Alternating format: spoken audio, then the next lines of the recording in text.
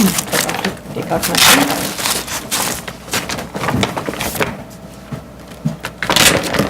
Good morning, everyone.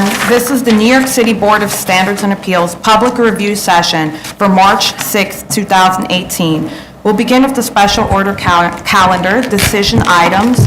Item number 1, 549-67BZ, 7-9 Elm Tree Lane, the Bronx. Okay, this one has been deferred since August. I guess we were waiting for the site plan to be updated. I'm not sure why it was deferred so long. The site plan was modified to, I guess, more correctly reflect the existing conditions. It's described in the cover letter as being a survey, but it's not a survey. There were some photos that were provided that all faced east, away from the building that's apparently the subject of this grant. But the site looks very good in the photos that were taken in November. It looks like there was new planting along the perimeter to screen the residents next door. They're now requesting, I think they probably were before, the storage of mulch outside. A condition to the approval of the initial grant was no outside storage, but that's when they were storing coal and sand, so it's a really different kind of use. It's not like a major industrial use. This is really a landscaper. So. And it's by the railroad tracks, so it's far away from the residential. Right. And the other side, the vacant side is owned by Con Ed. Right. So, and just, we had originally asked that they notify neighbors to see if there were any issues, but it looks like that kind of fancy landscaping was how they addressed their neighbors. And we never did get a community board recommendation, which we had asked for. So if they could just get us the recommendation from the community board, I don't think there's really anything else. Anybody else? No, okay. Okay. Continued hearing items. Item number 2, 7-57BZ, 2317 Ralph Avenue, Brooklyn. Okay. They requested an adjournment, but the adjournment letter states that the applicant intends to expand the building differently than has been approved previously. I didn't quite understand that. They sort of said it in passing. So if I understand what they're getting at, the applicant needs to amend the plans and submit them to the board before going to DOB, because that's the whole point, is you get approval in advance, not after, and then DOB sends you back here. We had problems at the prior 2 hearings about whether the store as existing, as the size of it as existing, complies with the TPPN of 1099. They never responded to us on that, and now they're talking about expanding it. So I'm not even sure that they're able to. So I'd say rather than adjourn, the architect should attend the hearing to discuss this and provide plans at the hearing of what is proposed and how it complies with the TPPN 10 of 99. So I kind of say no to the adjournment because I don't want them going off on for a wild goose chase. Any other comments on that? Item number 3, 75-95BZ, 1635 3rd Avenue, Manhattan. Okay, this was administratively adjourned for failure to submit, but this is the 3rd and last adjournment permitted. They have to come to the next scheduled hearing. And the administrative adjournment, it's because they have not yet received the approval for the installation, or the fire alarm has been I don't think it's about the fire alarm. So it'd be different if it was only about the fire alarm, but they don't tell us what's going on.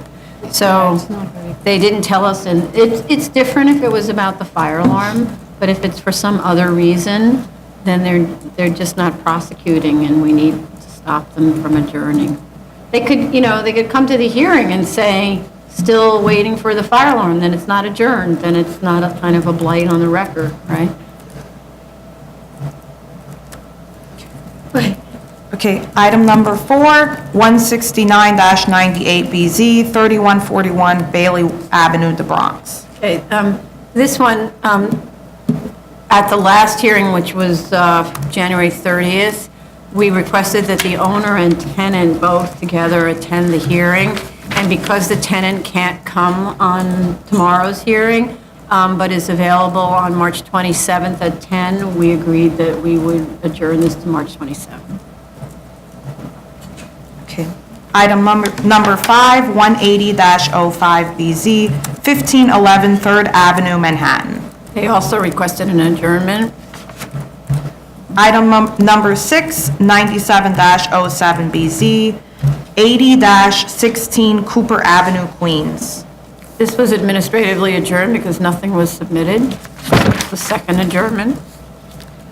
Item number 7, 143-01BZ, 348 East 9th Street, Manhattan. It's a new case, so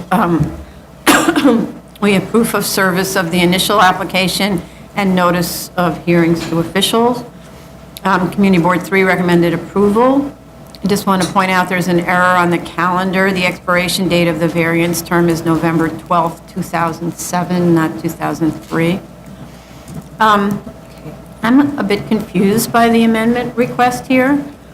When the board's 2002 resolution specifically conditioned approval on the first floor being returned to conforming residential use within a year of the grant. The resolution explains that the original application was to legalize veterinary use at the cellar and one half of the first floor, but the board reduced the scope of the waiver to allow cellar occupancy only. So what's happened here is clearly that the owner chose to simply ignore the condition. That's why they never obtained a C of O, which would have required changes to the plans to reflect that condition. So it's kind of like, what's the point of having a condition if it's totally ignored? There's also no indication that an attempt to change the use was ever made.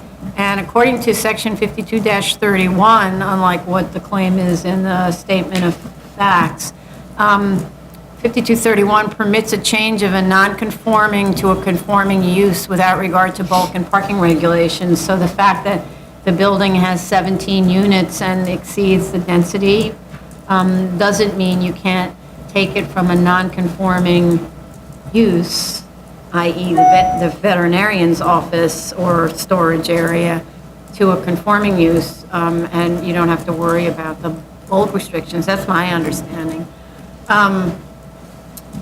Also, so this is a legalization. It continues to be a legalization, which is what it was the first time, and for whatever reasons, the board rejected the idea of expanding it to the first floor. So, I mean, we can visit it again. Since this was submitted as an extension of time to obtain a C of O, it was not noticed to the tenants. And really, I used to work in a vet's office when I was in high school. So, and veterinary offices can be very noisy places, kind of chaotic places. So that could be disturbing to neighbors. So I do think that the, excuse me, the tenants in the building should be notified of this proposal. And then on the other hand, you know, mom and pop stores in the front of tenement buildings were common for this typology. So the proposed condition really isn't unusual. But this building was never actually had retail, because you can tell that from the design of the building. And then I also looked at the HPDI cards, and it's always been residential on that level.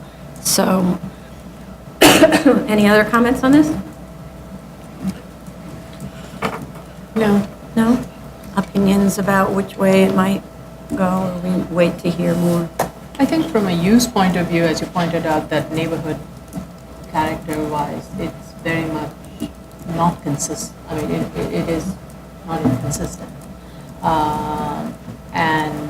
The fact that prior to the BSA use, that was being used as a non-residential use in some form, though not legally, was very much in practice. Well, it was a medical office. It was a medical office, right? That's a legal use group for. Right, that is a legal use. So it was a non-residential use that was permitted on the ground floor. And then now the proposed use is to kind of reuse it as a non-residential use. I think if the noise issues can be addressed, I would be willing to hear the arguments.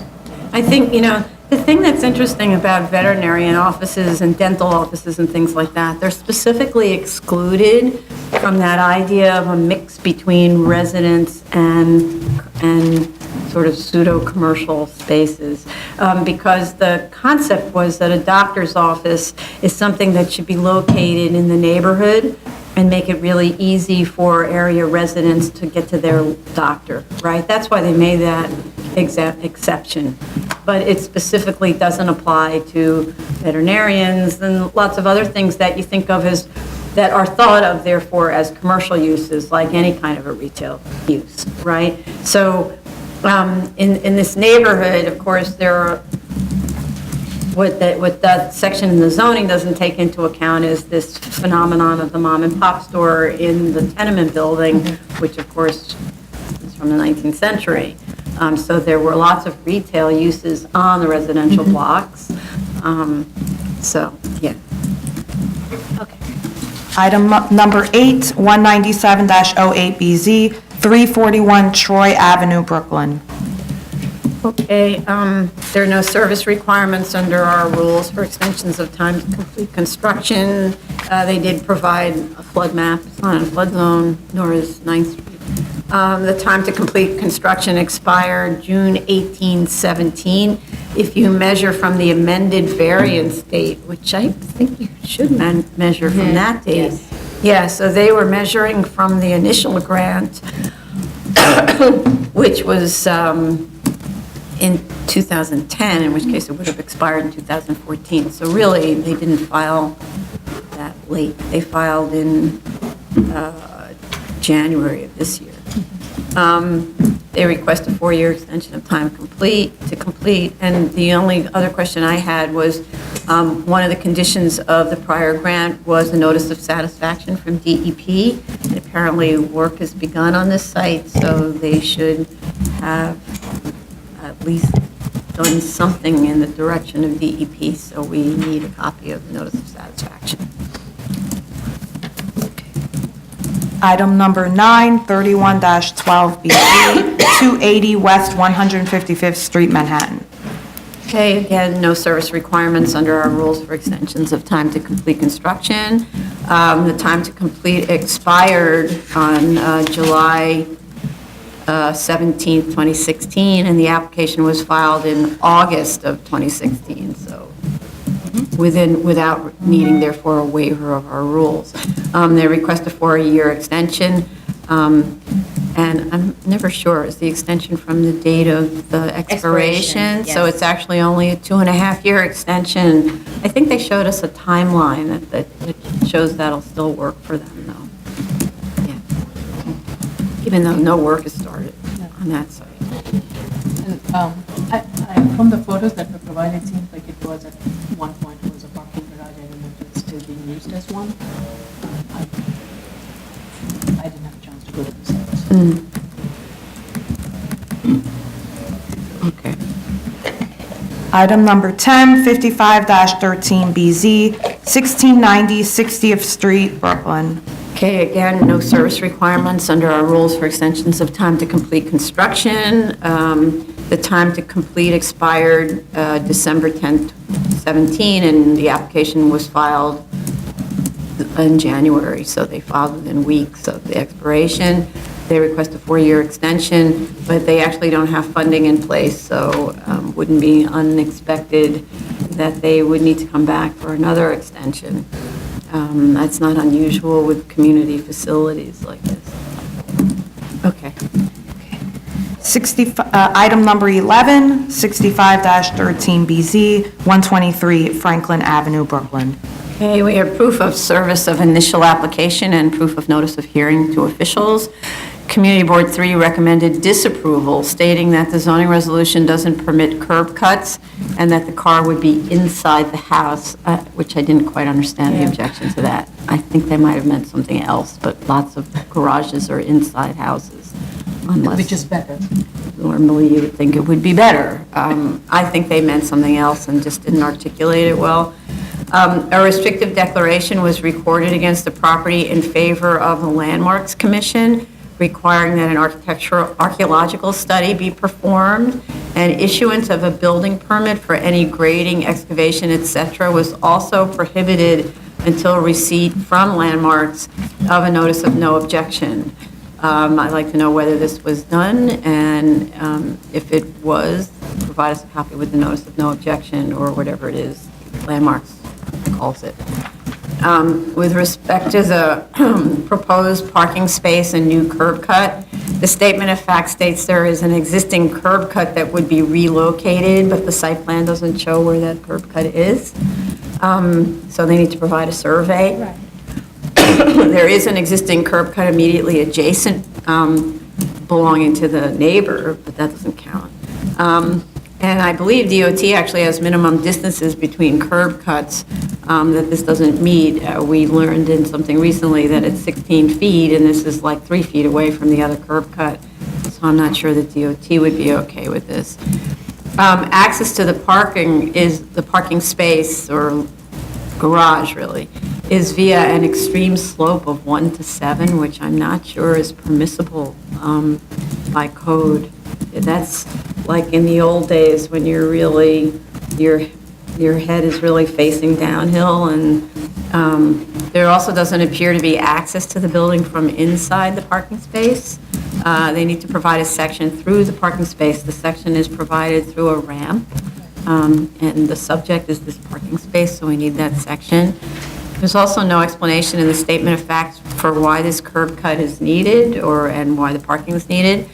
There are 3 units, and this will supply parking to only one of them.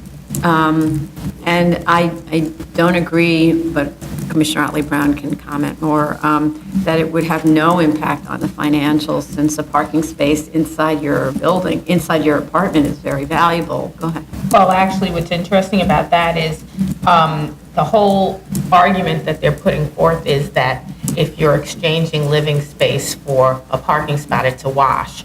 But the only thing is, if you look at the previous plans, there was no apartment attachment in the cellar. Right. There was nothing but storage in the cellar, and there was no interior staircase either. So that whole argument goes out the door, and I don't think we contemplated residential use of that cellar in the previous grant. So they really need to resubmit the financials originally so we can see what was there, because it does, what we're seeing in the plans does not support that at all, which means that this is not a minimal variance, because you're adding income producing now in space that was not previously income producing. Right.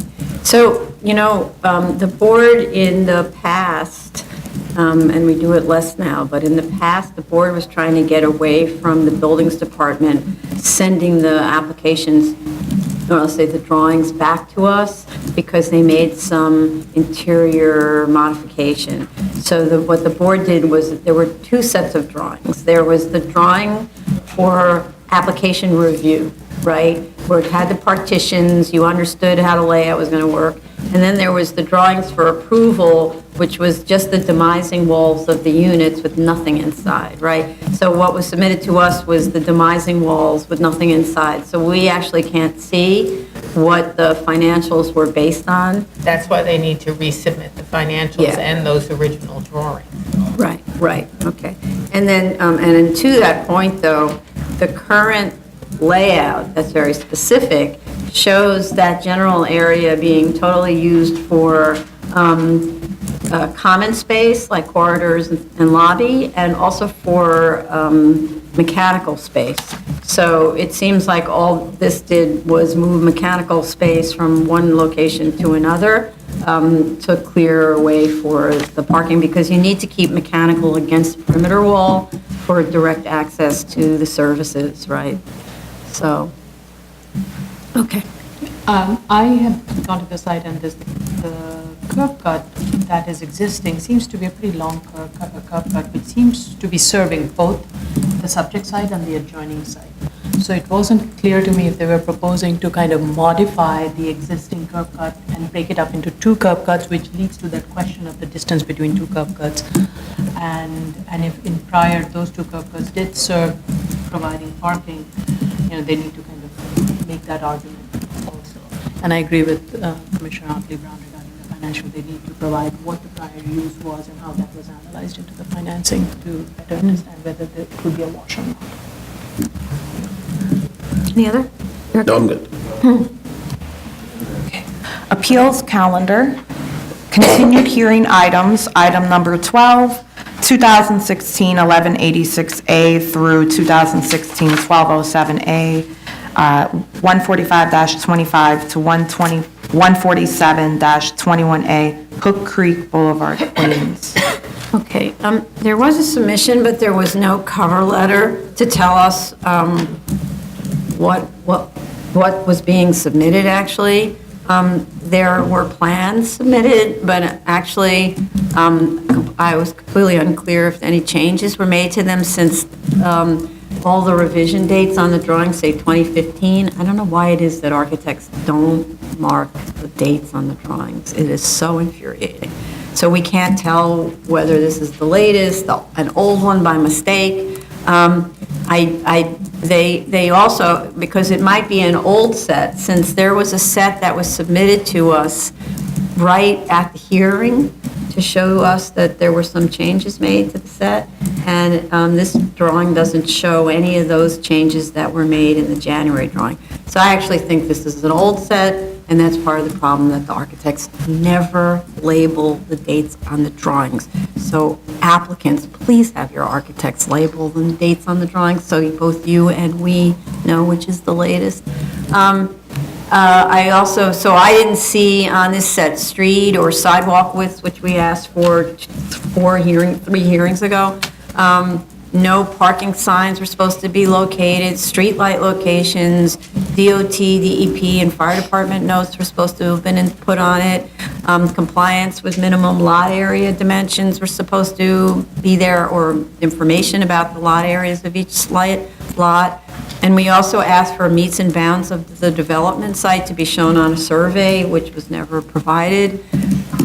We did get a letter that DOT agreed on placing no parking signs that, as requested by fire department. And DEP is waiting for a drainage plan. I don't know what the status of that is. I think there was an email correspondence between Tony and Yeah, that's this DEP, one. and DEP said it was okay with the condition and the resolution that no permit for new building construction shall be issued by the Buildings Department prior to receipt of a letter of approval from the Department of Environmental Protection acknowledging that the drainage plan had been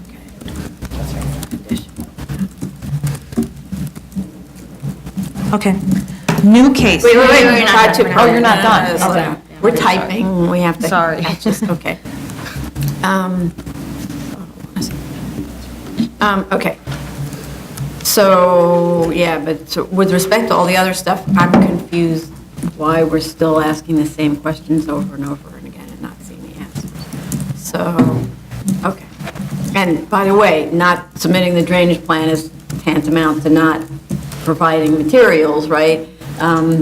Because they're just trying not to do the work until later, which I never understand, because they're going to have to do the work now. So, I mean, now as in, once there's an approval and they want to really get going, they're going to have to do the drainage plan or they don't get a permit. So, yeah. Okay. New cases, item number 13, 2017-254 and 255A, 115 and 117 Arbutus Avenue, Staten Island. Okay, we have proof of service of initial application to officials, but I didn't find notice of hearing to officials. We can't have a hearing tomorrow if they weren't noticed, so please, whose application is this?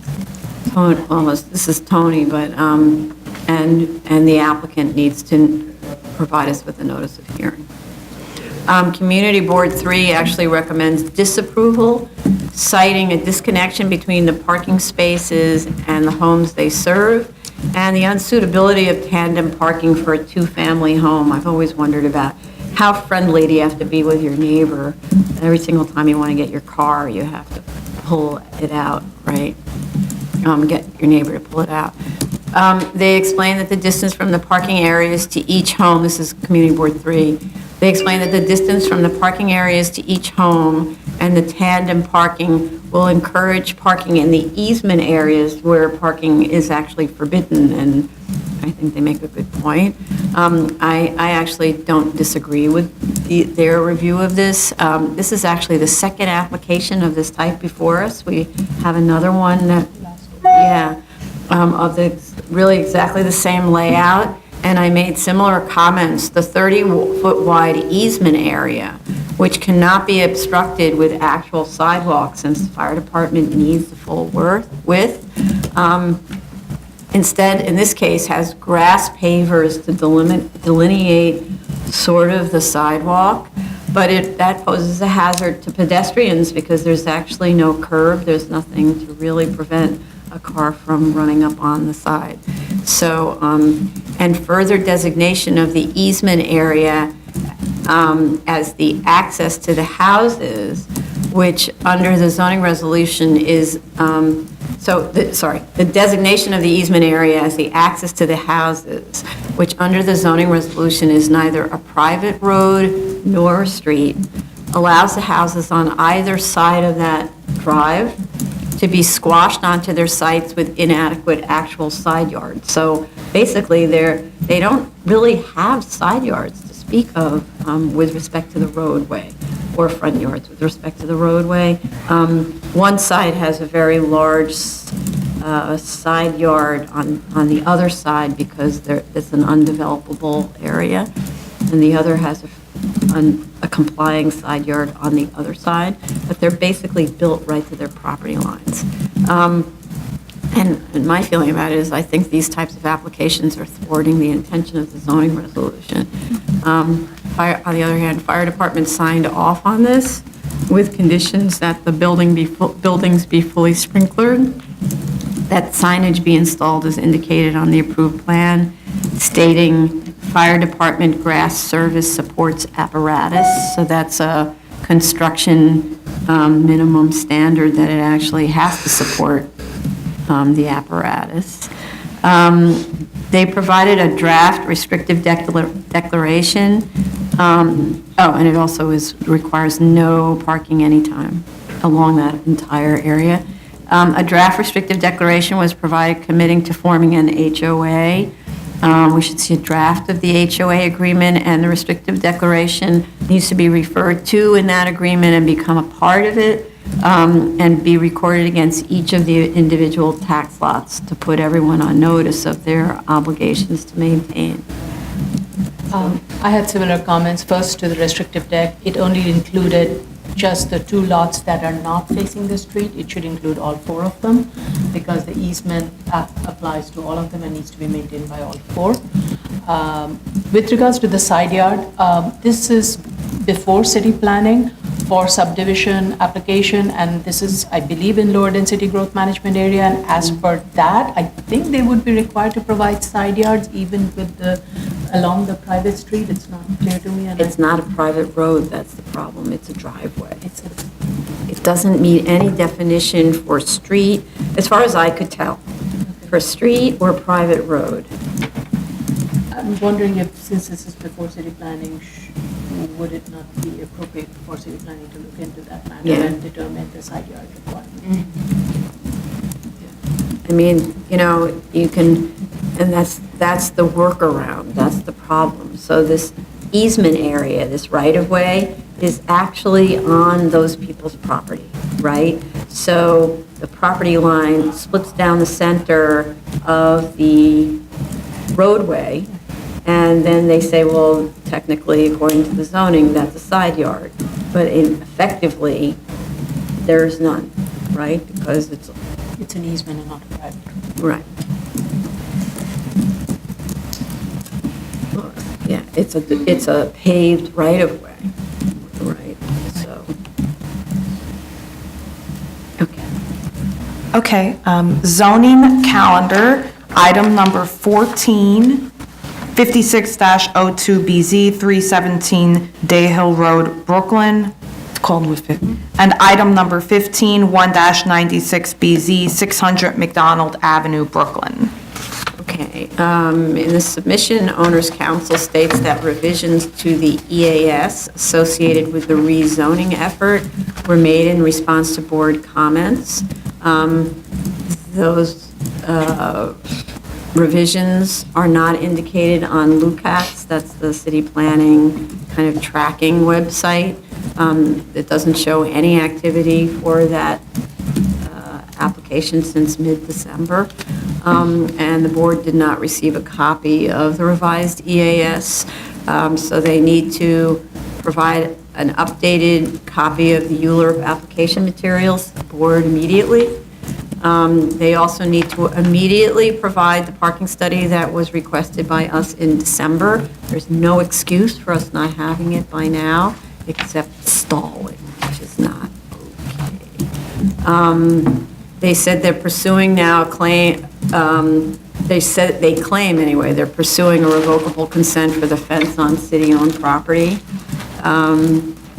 Because I don't want to hear testimony anymore from the council who's giving third-hand information. I want the owner, the preparers, the actual preparers, not the stand-ins for the preparers of the EAS and ULURP applications to attend the hearing so we can get first-hand responses and no more, oh, I misspoke, or I was misinformed, or whatever. Okay. Only testimony from principals. The fire department, I would like them to inspect the site and review there's a series, fire department's here, so there's a series of architect-prepared, what they call pre-event reports for this site, which is a banquet facility, illegally operating banquet facility. And there's an architect who's supposed to be doing pre-event inspections, which occur 4 to 5 nights a week. So I'd like fire department to review those inspection reports, and in connection with a site inspection, ideally one that happens on an evening of an event. So the events typically start around 5. We got a calendar of Yes. events, so we can provide the calendar to FD1. Right, we got a booking sheet that goes through May or something like that. So it goes much further than May, but the one that we have a copy of goes to. I actually had a question about those inspection reports. What happens when they answer no to one of the items on the Right, report, I which saw they that did too. 2 times? Does the event go on? Do they get the people to come in? Because one of them was because there were not fire guards present, Right. and then the other one had to do with the door panic hardware. So do they fix it before the event in the case of the hardware, or do they hire extra fire guards? You know the real answer. Yes, but they should be accountable. They need to respond. Yeah. Right.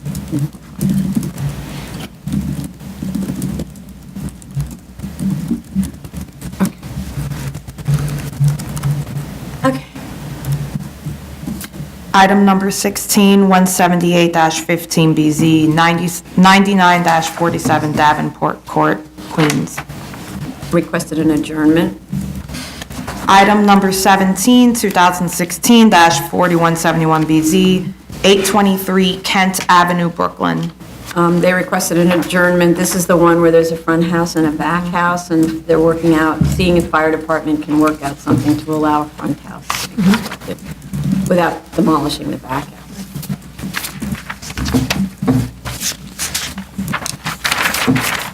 Item number 18, 2016-4230BZ, 1912 and 1920 Amethyst Street, Bronx. Okay, drawings were submitted, the notes, but unfortunately, they're not scouring the drawings before they submit, and maybe they can do this quickly. The notes still remain on the 3rd floor that the elevator shaft is a permitted obstruction, and elevator bulkhead is a permitted obstruction, but this is a shaft because the elevator stops at the 3rd floor, so they need to take out the note. Also, the same note appears on section P9. At the last hearing, I asked about the fate of the minaret that is shown on the plan colliding with the elevator bulkhead. I don't see that any changes were made. I don't know how this was resolved.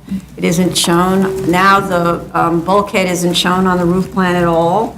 And since it stops at the third floor, it needs a bulkhead unless they're using some sort of very expensive hydraulic elevator system without a overhead. They really need to address that. One reason is just for benefit of who's ever here on behalf of that application, is that if they show the bulkhead on the roof after, on the DOB drawings, DOB will send them back here because the drawings don't match. So they have to show it on the drawings. The cover letter clarified that there will be 475 male congregants attending midday prayer on Friday, all of whom will fit in the main hall on the first floor, and 40 female congregants who will fit on the second floor hall. Additional data was supplied concerning the building height. Besides the requested obstructions within the setback area, the proposed height is actually permitted. As of right, there's a 50-foot high building 1 block away as the crow flies on Rhinelander, and a little further a flight by the same crow on White Plains Road. There are significantly tall, there's also something in that same height range. It's like a 6-story building, so I'm guessing in the low 60 feet range. And then on Birchall, there are significantly taller buildings, but they're across the train tracks. So that's really a different neighborhood. The site, though, is on a really isolated street ending in an overpass, so, for the train. So, I'm not, in terms of on-the-street character, I'm not sure that there's that much impact other than immediate small businesses and houses. I think from the area, given that most of the uses are either vacant, parking lot or auto repair, it really does not have any pronounced, defined neighborhood character that this proposed project would be in conflict with. So I think it would actually activate that desolate street front and would take away the crowd from the current location to a location where it can afford that use. I'm okay with that. Yeah, actually, what it might do is encourage more, let's say, vibrant businesses to open on the block than currently. Since parking is a great concern of neighbors, and we also on our visits witnessed really significant parking congestion. Parking remains for me an issue, but at the same time, the entire hearing room last time was actually filled with congregants, so it was a full house. In fact, there was standing room. So, and all of them said, through a show of hands, that they walked to prayer. So that's, if you use that as a poll, it indicates that walking seems to be during peak prayer hours, walking seems to be the preferred route. So maybe what we could do to address neighborhood concern is something we saw in a recent application, which was condition approval on a post-occupancy parking study being conducted. And then, and I'm not sure exactly, I'm not sure exactly how to work that out, because then we never know what to do because we're not giving it a term. But, yeah. I just flagged maybe the application you're referring to, we never got that. Yeah, we never got the parking study, but So that. I don't know how you want to use that as a model going Well, forward. I think the parking study that they provided also indicates that there is capacity there, and most of the people seem to be living in and around the area, or they work around the area, they make their necessary adjustments so that they are there. Whether they're You mean walking- their daytime, their work adjustment? Right. So you're right that there is, and that there is a parking, what we did see, but, and again, because it was on that area which had more of the commercial uses, whereas this being away from that, maybe the parking would be a little bit more dispersed and then there's a little bit more available parking spaces on the site that they're talking about rather than where they are before, because that had more of an active, vibrant uses and more residential uses. This one has some of the vacant, underutilized sites, so availability of parking would be greater on this block front. So from that point of view, I'm kind of okay with their parking analysis. No, I'm just, because the community is the one who experiences the driving and driving and driving and driving, looking for parking. We didn't have to park. True, but this is only for an hour at Friday, 1 to, 12 to 1, which is not the time period somebody's coming back from work, or it's not an office space where a lot of people come to work either. It's a primarily residential with a commercial activity. So those who would have gone to work or come back from work would have happened before that 12 o'clock or after the 12 o'clock. So I do not see that conflict being significant in that Friday peak prayer period. Any other comments about that? I mean, I think that this site is more likely to be able to absorb the parking demand than the site that they're at now. Yeah. This is That block. definitely, this block is definitely preferred for that. Yeah, when we went on our visit, we all parked right opposite the site. Right. There was nobody on that street. Yeah.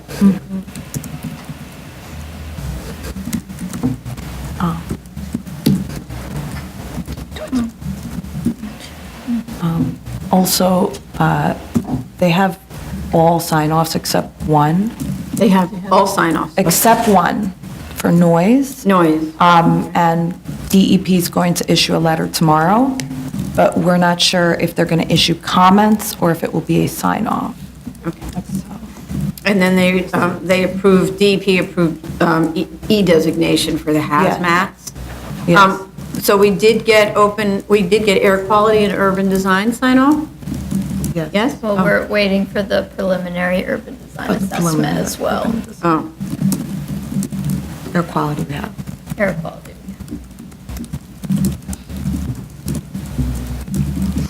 one second.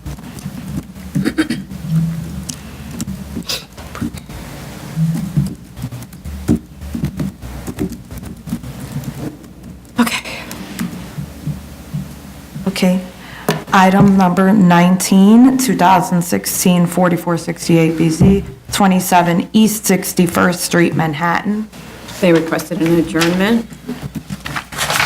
Item number 20, 2017-100 BZ, 412 East 90th Street, Manhattan. Submission now clarifies actually a lot. I thought the submission was very responsive. It clarifies how the building will be used from 8 a.m. to 3 p.m. for the Eco Lab, and also by the neighborhood schools, because we were really concerned about mass quantities of people coming and going during the day. It states that 54 students and 5 teachers will be in the Eco Lab during those 8 a.m. to 3 p.m. hours, and 25 students from the public schools between 8:45 and 1 p.m. However, with that statement, I thought the language in the cover letter really wasn't clear, whether sort of the deal is that sets of 25 students come for like an hour, starting at 8 a.m. and to 1 p.m. from different classes in the 2 participating public schools, because it's hard for me to believe that they would just have 1 hour of 25 kids coming when there's a facility nearby the school where you could have more classes. I understand that maybe you would only have 25 kids at a time because it's hard for the teachers to manage 25 kids on the street, but they only stay for an hour according to something else that I saw. So it seems like then the next group could come. Well, that's how I read it, that no Right. more than 25 at any particular At any time. time, right, So I right. figured it would be staggered, like every hour, another class Right. would come in between 8:45 and 1. But so that would affect, though, the trip generation. I don't know that when I looked at the pedestrian trip generation, that was picked up, because it was very unclear in any of the materials what they meant by that. So, also, it says the squash courts probably won't be used by others, but if they are, it's only going to be 6 a.m. to 8 a.m. before school hours. But that's not very many people because squash is a two-person per court sport. So all that goes to, I didn't really understand how the math worked with that, but so the trip generation chart shows, though, that between 1 and 4 p.m., trips to and from the building steadily increased from 45 to 270 persons, with departure of all 370 persons in the building between 6 and 8 p.m. So you have this build up until 4 of 270 persons, and then 370 people leave the building all at once. And so I'd like to understand the proposed management of the pedestrians at the peak departure time. They talked about there's a campus security team, but that's the team that's managing their existing properties. So, like, how do they actually handle now, making sure the kids don't hang out right in front of the building, that everybody really disperses. Similarly, vehicle pickup and drop-offs occur at those same peak hours of 2 to 4 p.m. and 6 to 7 p.m. And I just needed that explained a little bit more to me. I didn't understand how the number of vehicles arriving doesn't match departure. So it doesn't look like that they're drop-offs. Usually if it's a drop-off, it's an in and an out, they should match. And how could it not be an in and out? There's no parking on the site, so I didn't get why you wouldn't see an in and out that matched. And ditto for the management of the cars, because it seemed like there were potentially like 38 trips, in which case that's a lot of people pulling up to the front of the building if it's not properly managed. And then that's a question for Tracy and Jella. Has DOT reviewed the traffic and pedestrian materials? There were backup materials? Yeah, DOT is currently reviewing. Okay. We also have a call with them, so they are reviewing the latest information. Hopefully we'll hear from them by March 19th. Okay, and we also have air quality and hazmat sign off, right? Air quality, they're reviewing the latest as well right now, DEP. And, sorry, what was the second one? And Yeah, hazmat. sign off, yeah. Okay.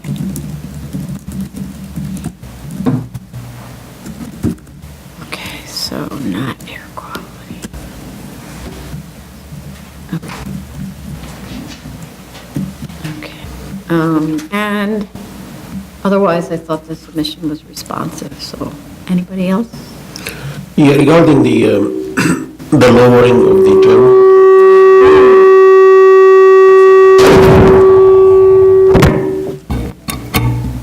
Button doesn't do anything, you have to unplug it. We discussed last hearing that if we lower the gym by about 6 feet, it might be possible to like keep the roof of the building at the same elevation of the existing garage. That would give some break to the neighbors' windows.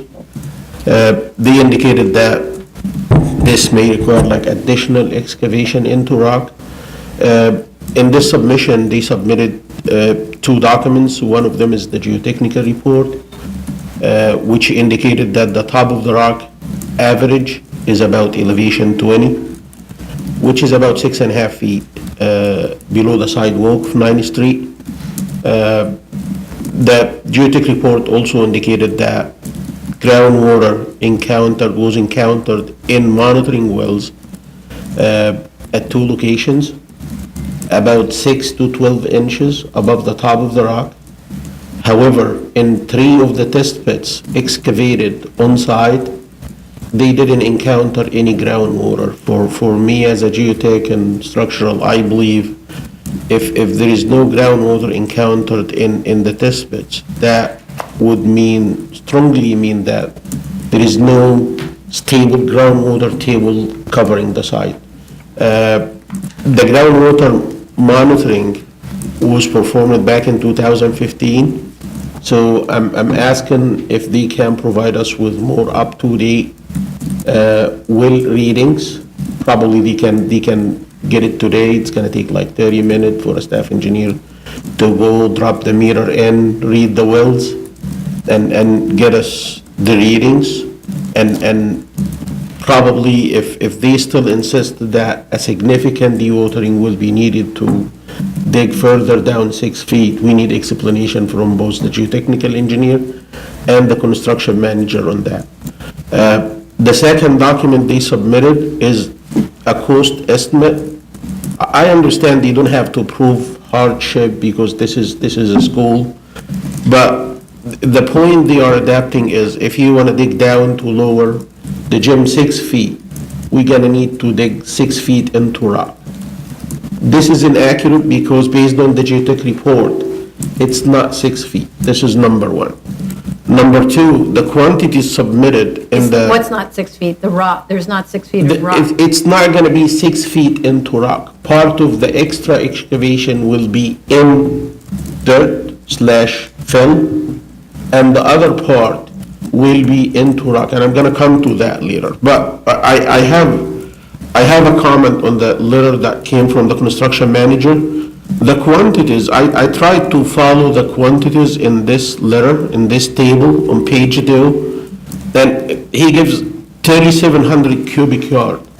The best I can get, if this gym square footage is 5,000 to 7,000 square feet, I believe the quantity should be around maximum 1,500, not 3,700. So I need an explanation for why the quantity is that high.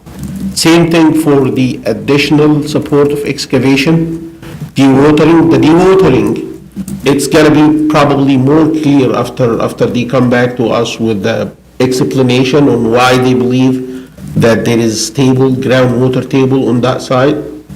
If they read the monitoring wells today and there is 3 inches or so in the wells, and they haven't encountered any groundwater in the test pits, according to the photos submitted to us in the geotechnical report, I believe the dewatering should be taken off. We are talking about additional underpinning, additional concrete, additional terms and conditions. Now let's go back to the excavation thing. The additional excavation, part of the 6 feet, will be infill/earth. So this is very regular excavation using an excavator, and the daily production is like any other convenience site. For the rock, the geotechnical report indicates that the top portion of the rock this is the way it's described in the geotechnical report, highly weathered, highly fractured. And they describe the method of excavation for that top portion. They say top 1 to 5 feet. So up to 5 feet in the rock could be excavated according to the geotechnical report using an excavator.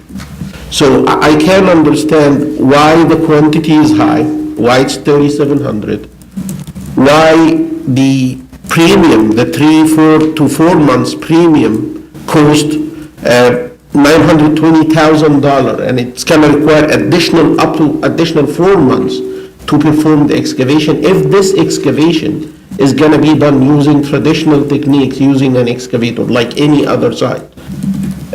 So I need to get explanations from the construction manager on these, and we need to get the additional monitoring data for the groundwater tables. Okay. One more thing, I'm sorry. We also discussed last hearing about redesigning the roofing for the gym structurally. The difference between the minimum required height and the existing height, it's 30 feet minus 25 feet. The existing total height is 32 feet. The minimum required is 25. That means that they are using 7 feet for the structural roofing plus the duct. I did ask during the last hearing that they go to the structural engineer and ask him to look into the structural design of the roofing, whether if he's using a truss, he could use a pre-stressed concrete beam or something that has less depth. I couldn't see any response to that except in the submission letter. It says, it referenced sketch number 10 from RPA. It's a sectional elevation, and it says, in RP's opinion, no feasible way to lower the gym roof by redesigning the roof. Why? No single word. It's just their opinion. I want to understand why, if it's... But you did see the detail, the section detail in The your detail is submission? there, however, the detail is not a structural detail. Ah. Yeah, so it doesn't show any structural sections, it doesn't describe the structural framing of the roof, it's just a detail.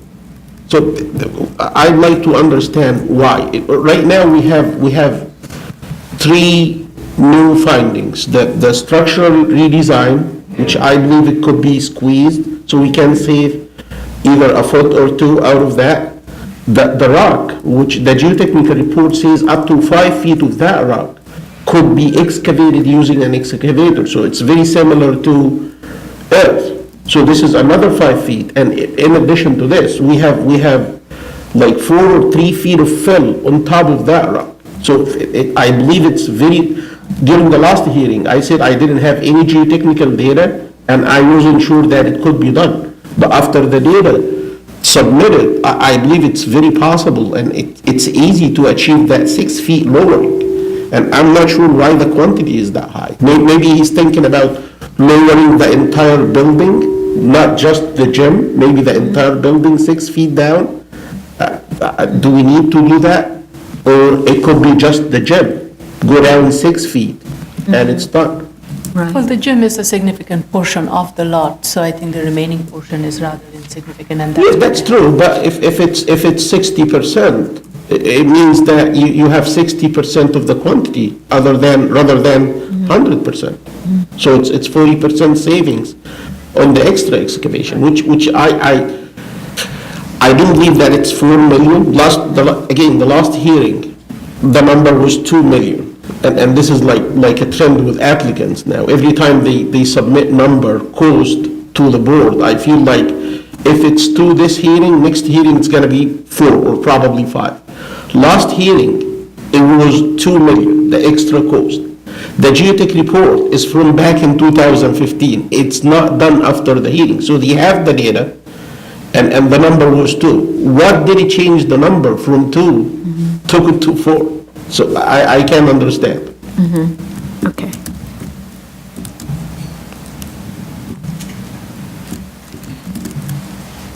Okay. Thank you. All right. Okay. Good. Any other comment? No? Item number 21, 2017-245BZ, 3202 Francis Lewis Boulevard, Queens. Okay, okay, so there was a submission made this morning of a lot of material to establish continuity of use. Did everybody see Yeah. it? And Yeah, I is think so. everybody okay? Yes. Yeah, okay. Oh, and then we want to talk about the term? Um, Maybe talk about the term too. Yeah, we should go talk.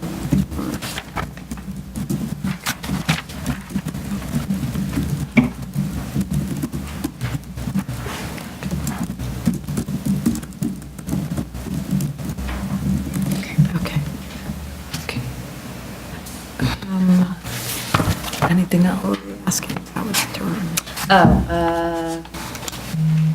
It expired 18 years ago. Right. Can we extend the term after such a lapse? Well, it's Request- reinstatement, so. Yeah, requested an extension for 10 years from 99. How do you do that? Well, so unlike the extension of time to complete construction, they're acknowledging by applying for reinstatement that the variance lapsed. Oh, So it can be So from 10 today. years from today. So That's the question. that's the question. 10 years, is that appropriate? Mm-hmm. Is that-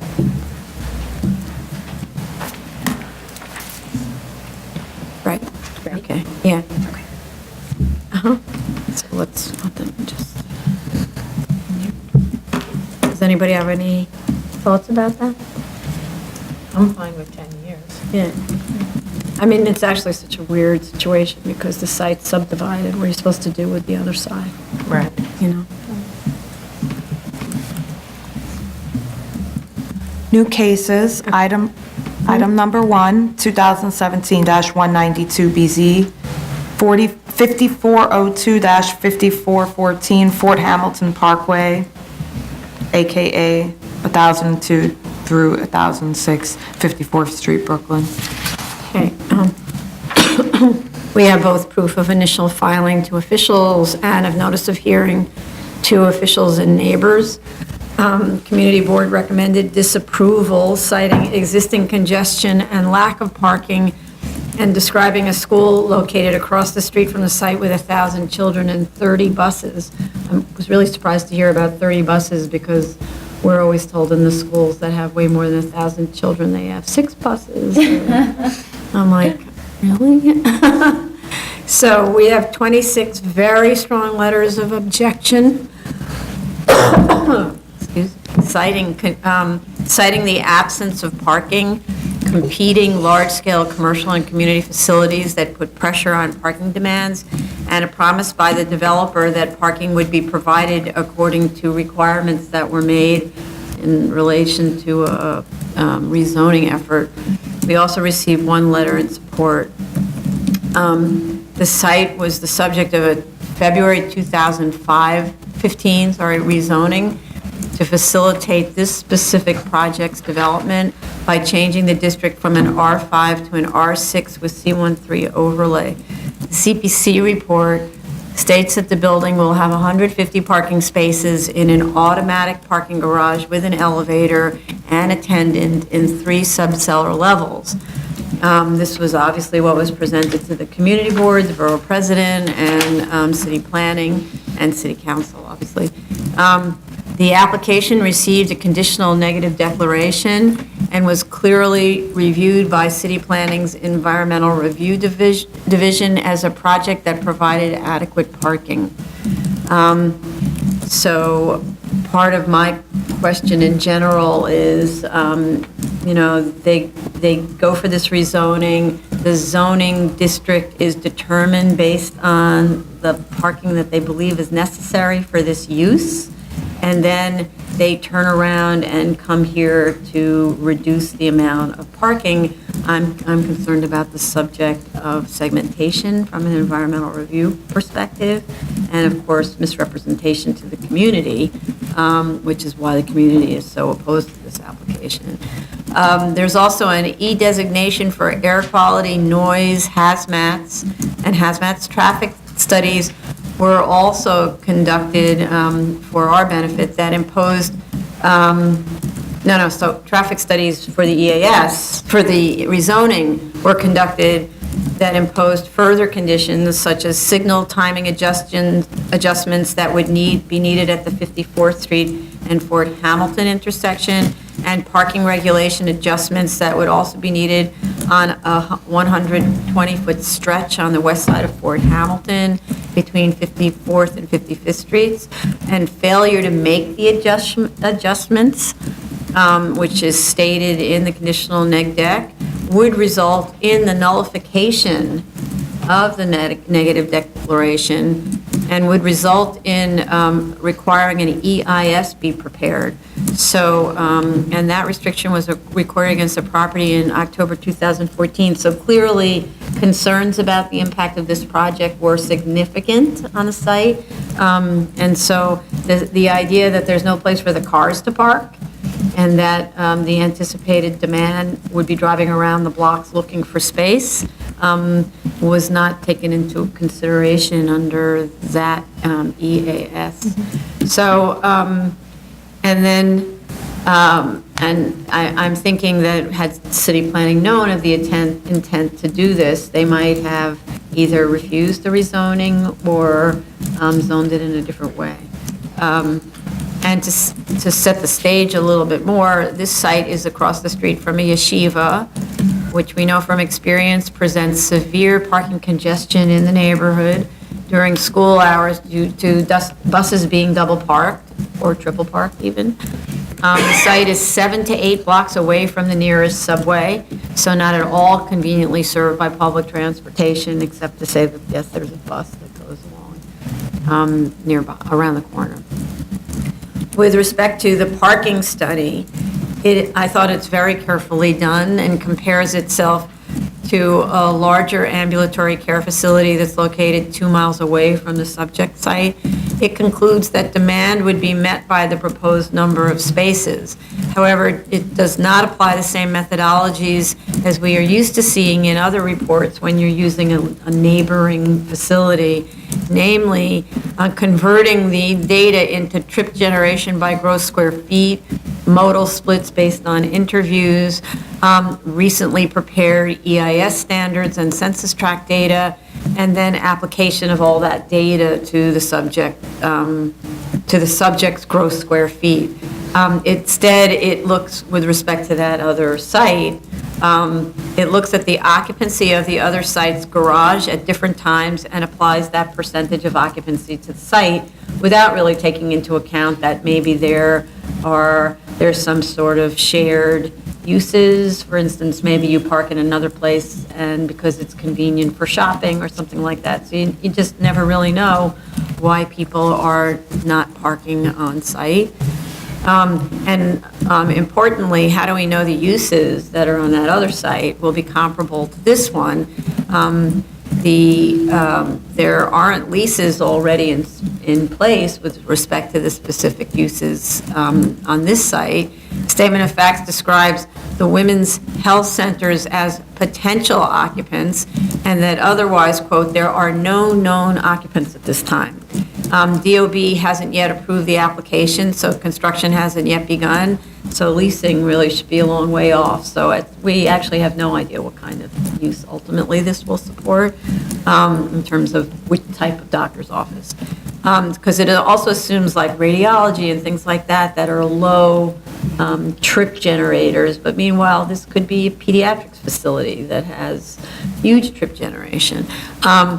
Which then, in terms of the idea of the construction not having been started because there's no permits, it goes to the question of how subsurface conditions could have been discovered during excavation, which is what they say, to construct the subcellars, which is why they claim they don't want to do the third subcellar.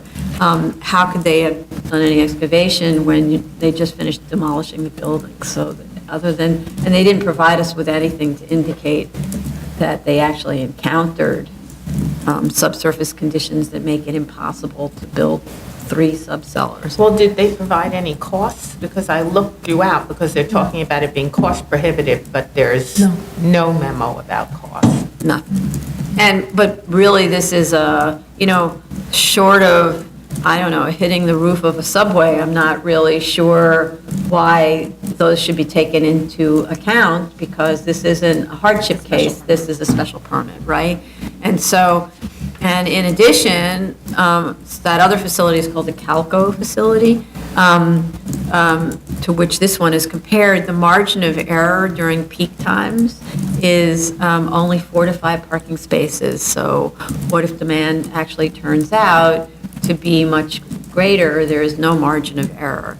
The study, traffic study, also applied the more standard approach that we're used to seeing with 127 trips per 1,000 gross square feet, which we see in the EISs that are often supplied to us, and apparently is a DOT number.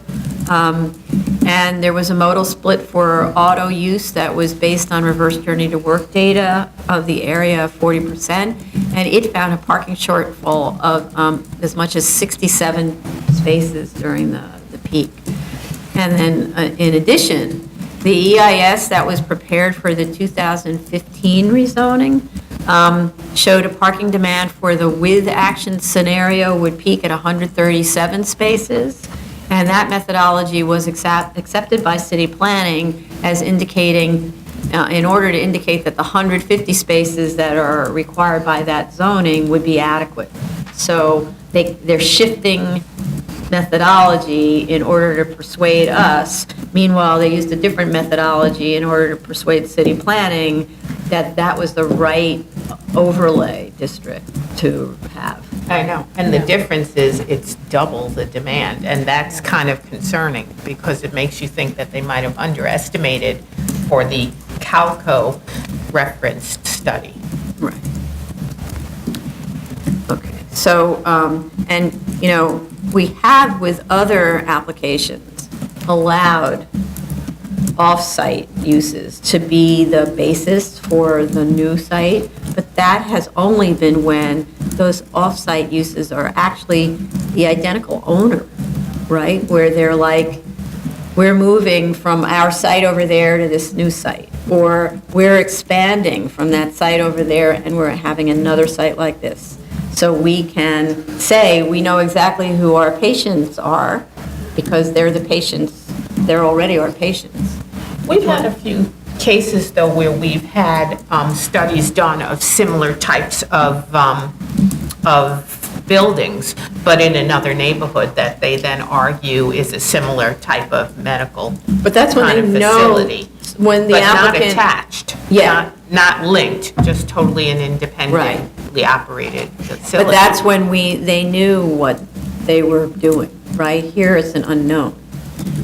I mean, it's an unknown, but between the city planning report and this application, it seems like they're sticking with the same use. They want to have a maternal birthing center with midwifery and prenatal care for the mother. So it doesn't seem like there's a drastic change in what they originally intended for the site that would make me worry that, you know, perhaps this is going to completely change and be some other type of medical use, like serving pediatrics or dental or whatever. It makes me think like, although they haven't signed the leases, the intent is to get that Brooklyn birthing center on board, and it seems like that's where they're headed still. Right, but they don't know who all the tenants are, right? And we don't know what percentage of the building is taken by the birthing center. I thought it was going to be all Primarily, devoted to women's health.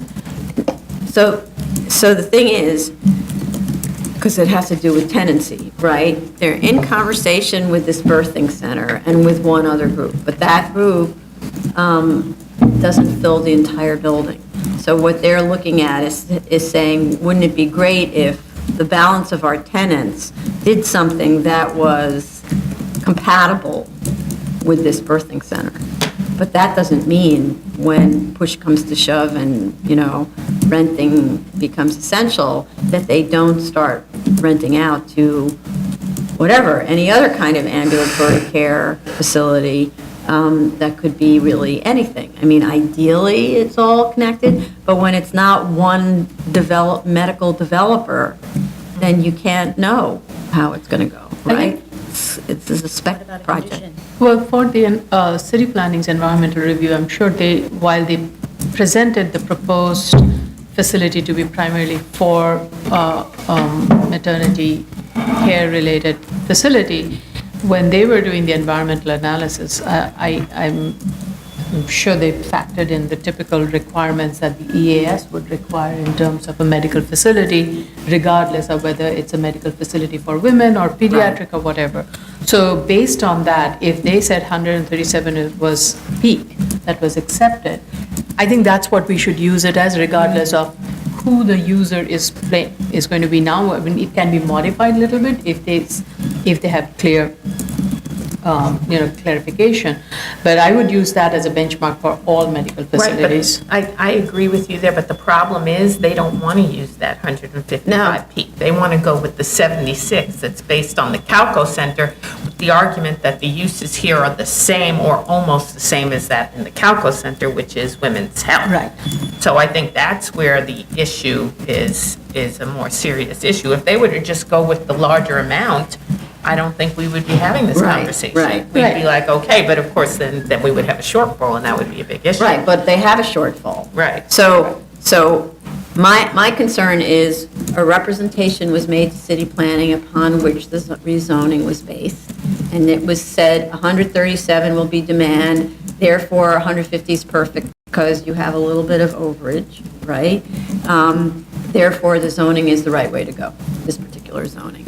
Then they come to us with a whole new model, which, they mentioned birthing the Women's Center in the EAS for city planning. So they might have persuaded city planning, for instance, pick a lower parking requirement Well, actually, I think 400 is the lowest one there is. Right. But anyway, so, or they might have said, we understand that this applicant is then going to go for a special permit to reduce the parking, and we therefore are not segmenting the analysis, right? But no mention was made of that. So city planning was unaware, and the community was unaware that there would be a parking reduction. So, and when we've encountered sites where it's not so clear that the site, the off-site site is comparable because it's not necessarily known, we have them do the other methodologies to check, right? And when this methodology was, the three methodologies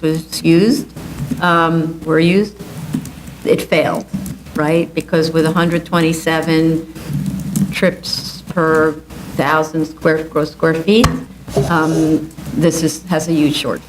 Right? So I don't feel that they can make the findings that way. In addition to which, when looking at the park, so this is a very fancy automatic parking system using these pallets that slide all around, right? So they've already expressed the willingness to expend a lot of money on this automatic system where actually it says no human occupancy in those two decks, right? So I went on to, my favorite site, find other methods for parking. If they were simply to increase the floor to ceiling heights to 10'6" or 11'4" floor to ceiling, you can do double stacking automated systems, and you can even do triple stacking automated systems in 11'4" floor to ceiling with a 5'7" pit underneath. And one of them that I saw, you can even mix and match. You can have triple stackers like at the back with a pit. So that means not a lot of excavation, just the pit that's only 5'7" deep. And then in front of that, have double stackers, and you drive through the double to the triple, and then the car lowers down into the pit. So I just think it's not that they have to add an entire new floor. Their floor-to-floor heights, that's the other thing that's really confusing. The statement of facts says that they need 8 feet clear in order to use this pallet system. But they actually don't have 8 feet clear here. They have 8 feet floor-to-floor heights on these decks.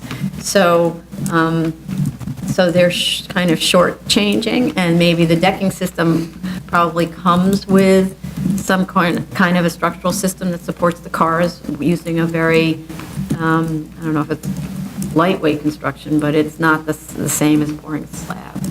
So it seems to me there's lots of automated systems that you could install in here using minimum floor-to-ceiling heights. And also, they have a cellar, and there's no parking supplied in the cellar at all, and that has 12-foot floor-to-floor heights. I don't know why you need a 12-foot floor-to-floor height in a cellar that's going to be used for an extension on your ambulatory care facility. Normally in cellars, you put record storage, you do radiology, things like that. Maybe there's a place where you need a higher ceiling for radiology. Maybe you use that as an MRI suite, I don't know, but yeah, they need to explain, let's say, justify it much more. But again, I don't actually see that if we don't make demand, then they don't make the finding. So I just had a question from what I read because it wasn't clear. At some point in the traffic study, they talk about the Calco Center's taxi drop-off and how many more people are dropped off by taxi than what the DOT's EIS suggests would be of the 0.4%. Are they using that as the justification to then use the Calco? Is that what they're saying, that there should be less cars actually driving and it should come out of that percentage? Because I didn't quite understand that. I'm just asking a question in general for that to be clarified. That was my impression. They're saying that people get around differently, but I would say that we're not here equipped with the same type of staff that city planning has and DOT has to establish a new standard for what is demand, right? City planning is getting EISs all the time. Department of Transportation came up with this 127 trips per 1,000 square feet based on an EIS someplace or other where they decided that was the right number. I really think that's for them to do. And if this applicant wants to persuade us that there should be a different calculation used, then I think they need to go and persuade city planning and DOT that that's the new standard in those demographic areas, because this assumes everyone can afford Uber, right? Not everybody can afford such things, and so when they go to the doctor, they need a neighbor or a family member to drive them, right? So, it makes a lot of assumptions demographically, and that's where those reverse journey to works are so important, because in neighborhoods without much money, they're not using those kinds of services. If anything, they're using those kind of like rogue, old-fashioned car services, the guys that you just hail off the street, so. Okay. I actually have to say I was a little confused with the parking analysis. To me, it was not clear. I, went to the site. There is very little on-street parking available. I did not see that many buses, as the community said. There were a few, but not as many as. Were you there during school Yes. day? Yeah. Parking analysis, one of the statements somewhere it said that there will be total of 147 accumulation during peak period on a weekday. And also the statement said that the zoning requires 145. That to me was a kind of odd, either miscalculation or was not clear to me. If they're saying that parking accumulation will be 147 and the zoning is requiring 145. No, isn't it 100? Oh, it is 145. Yeah, okay. 145. Yeah. That means the proposed development definitely is exceeding what the zoning has required. Goes back to the question of what was represented in the EAS as 135, and now here the Wait, demand. you found something where it said 147 demand? Because Right. That's why I read the report several times, and I was kind of confused with a lot of the statements, and so I would like some clarification on it. Maybe I misread it, but I did see 147 stated. I have 146 for the DOT-generated parking study. Okay. The DOT-based information, rather. Yeah. 146 at 11 a.m. Right. I have it as peak accumulation of 147 spaces, 90 in, 68 out at 11 a.m. Right. That's yes, what yes. I'm looking at. Okay, right. That was the shortfall of 67 spaces or Right. something like that. Right. Yeah. Correct, okay. Right. That was That's when the they planning used, of accumulation based on planning factors, and the weekly accumulation for local retail spaces is so much, and that's the one using the DOT accepted Right. 127 per 1,000 square feet trips. Right. And so I do think from that analysis, I'm not convinced that reducing the parking spaces would not have an on-street parking, that's what I'm getting at, would not have an on-street parking impact. And the document definitely did not clearly state that, as to how that would not have an impact. There weren't enough adequate graphics provided in terms of the on-street parking, what the requirements are and how. But they do provide the backup with the availability. They have the maps. I didn't see the maps, I saw the tables. They have a backup stack of stuff Yeah. with maps. Okay. They I have will look maps at it that then. show what the parking rules are. They do it a little differently than some of the others, which I think some of the others are clearer in terms of how they show that. But it's a map that shows what all the parking rules are using numbers.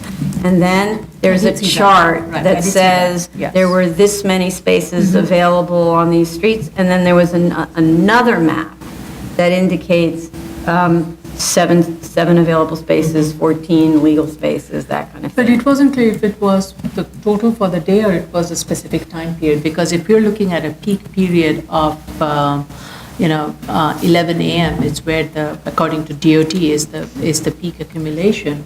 It wasn't clear if that analysis was for that peak period. Right. It could have been for the total entirety of the day or just. No, they're AM, midday, there's and 3 PM, peaks.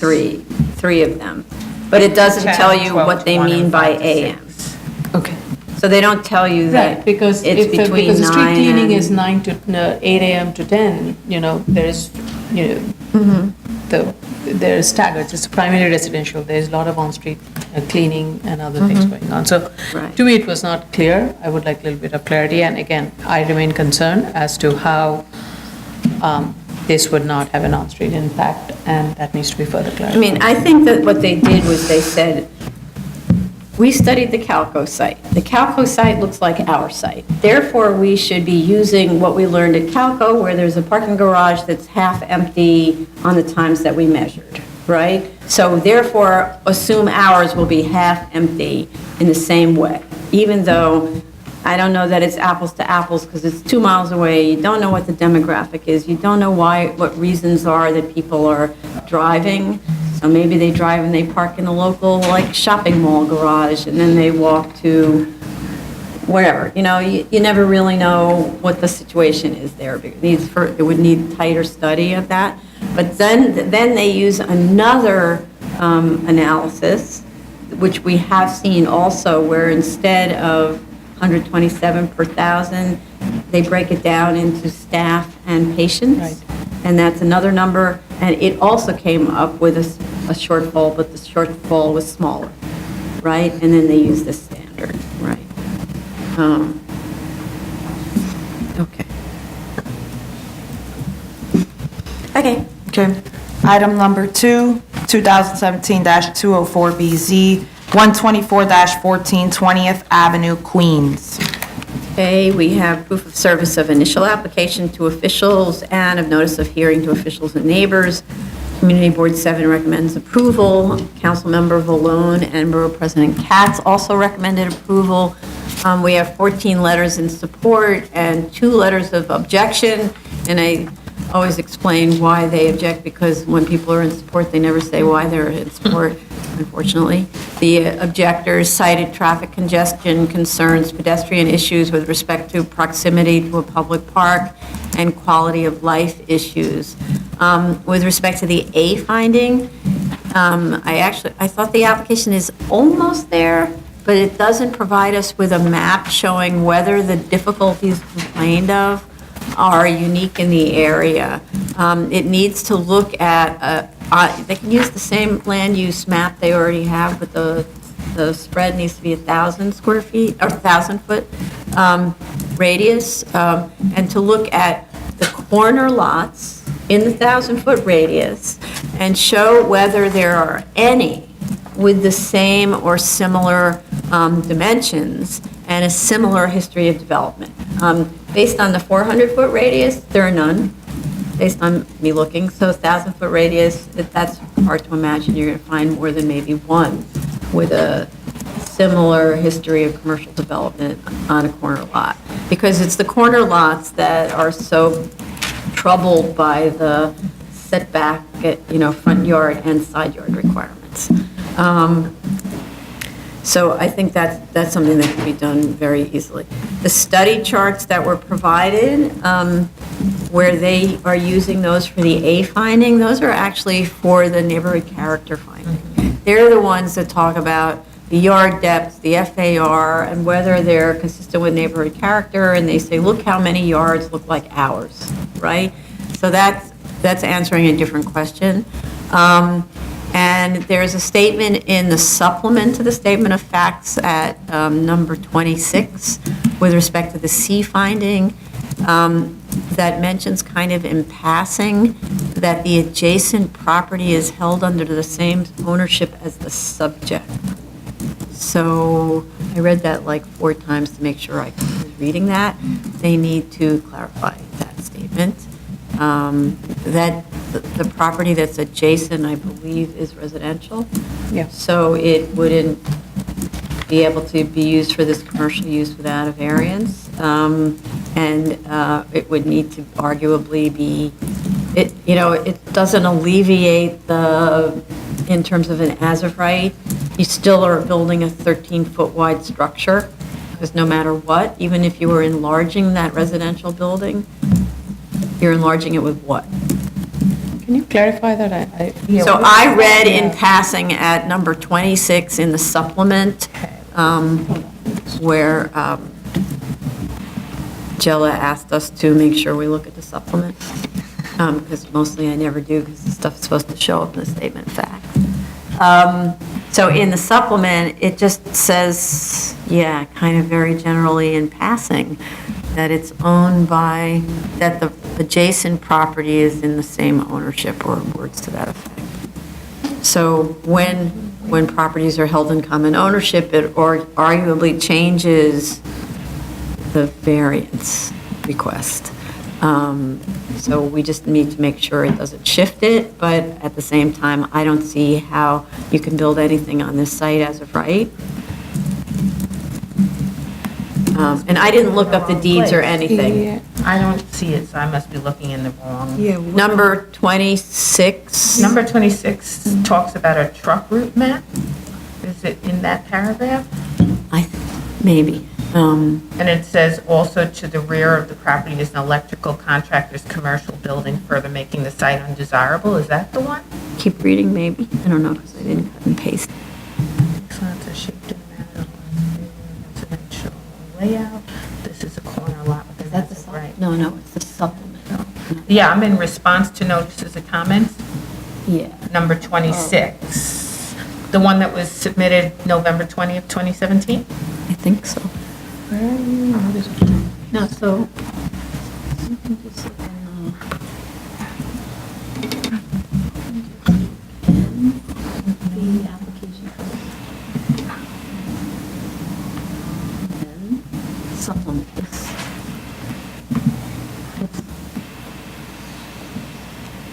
Yeah, response to comments, right. Yeah, number 26. Is that the one I'm looking at?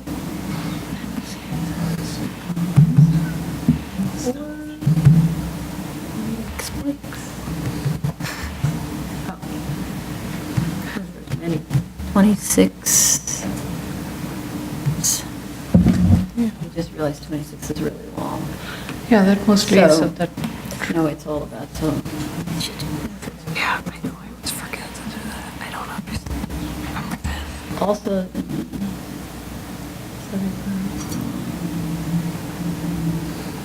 Subject premises says only two.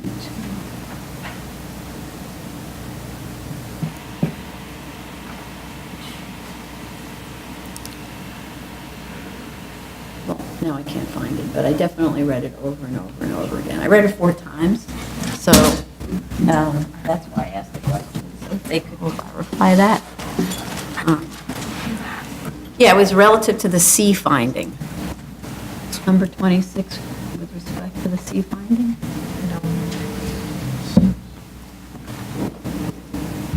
There, that's the C finding. No, that's B. That's the A. A. C is 27.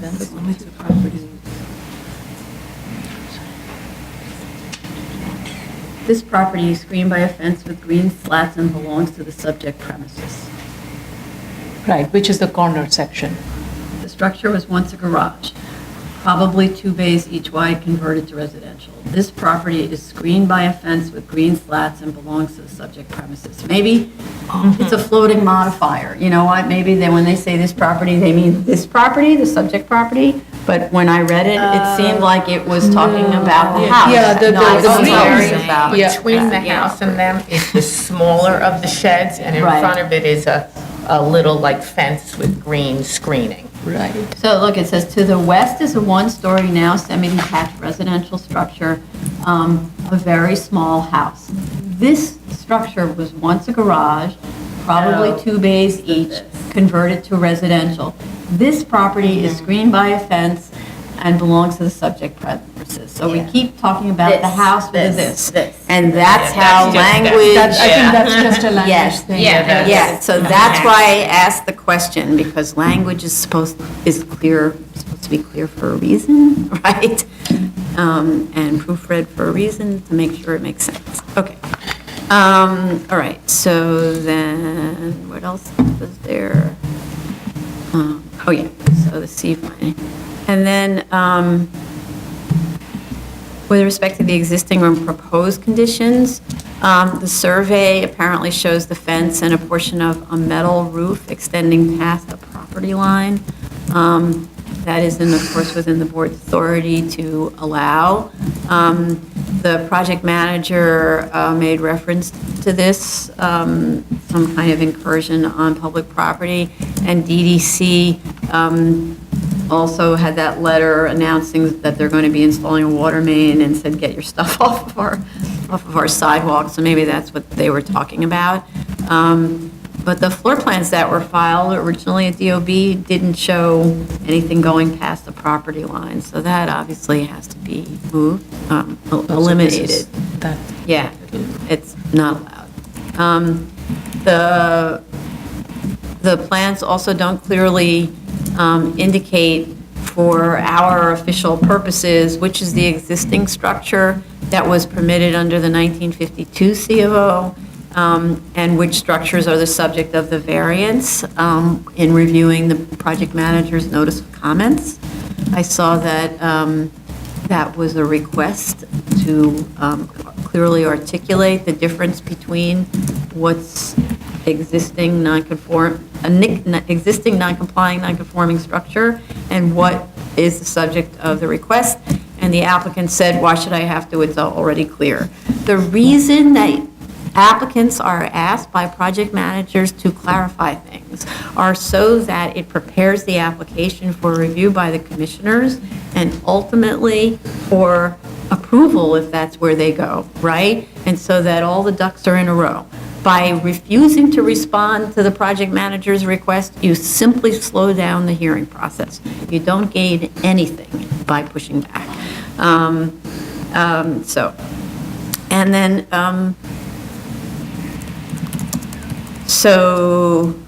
and one of the reasons that this is relevant is some of the building is non-complying, and some of the building existed maybe pre-61, right? So then the only waiver that's requested is the post-61 waiver. So it reduces the scope of the waiver if we know clearly which things predated 61 and which post-date and need effectively to be legalized. Okay, and I'm wondering whether there was any attempt to get a Sanborn map, just to see whether there might have been more structures there in 61. If the little flower shop, maybe This is 20th Avenue is kind of like, it's a bizarre street. It's, and I know that area well from my days when I was liaison to Board 7.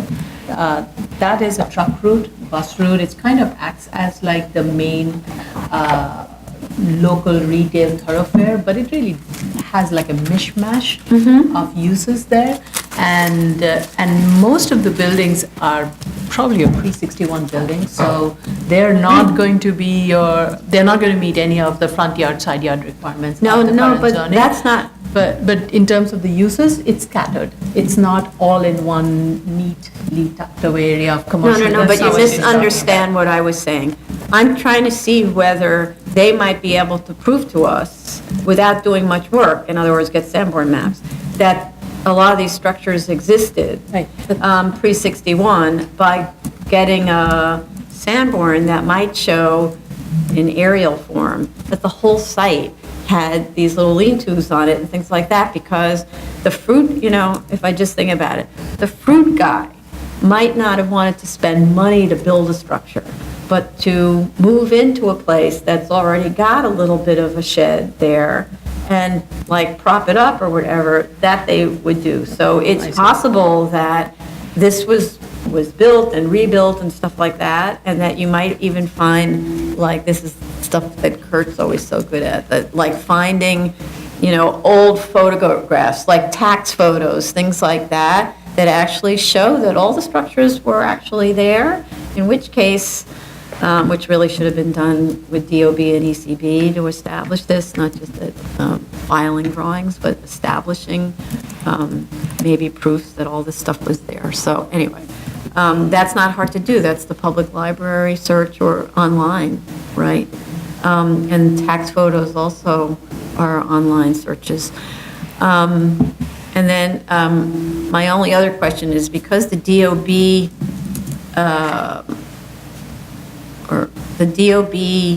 drawings that were approved didn't, for whatever reason that's hard to fathom, show the larger structure on it because it was interpreted as being a temporary structure. So DOB never saw the construction methodology there. So I just need something from the architect that says that the construction methodology is legal for that structure that's surrounded by fencing, because, in other words, it's legal as a permanent structure. You mean to be now considered a permanent structure versus before it's a temporary structure? Right, because what was filed at DOB with respect to the two little office and that other structure on the right, those were filed showing that they had foundations, showing that they were made using studs and and chipboard and all of that, so meets requirements for structure, right? But I don't know whether this other little structure does. So it's just something from the architect, sign and seal, that says, this complies with code, because that architect's self-certified, which is actually one reason they're in this pickle today, I think.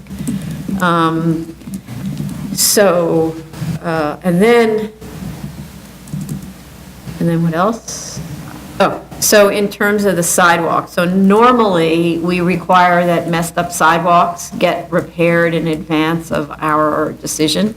But in this case, because the city's going to be digging the sidewalks up, that would be a condition, right?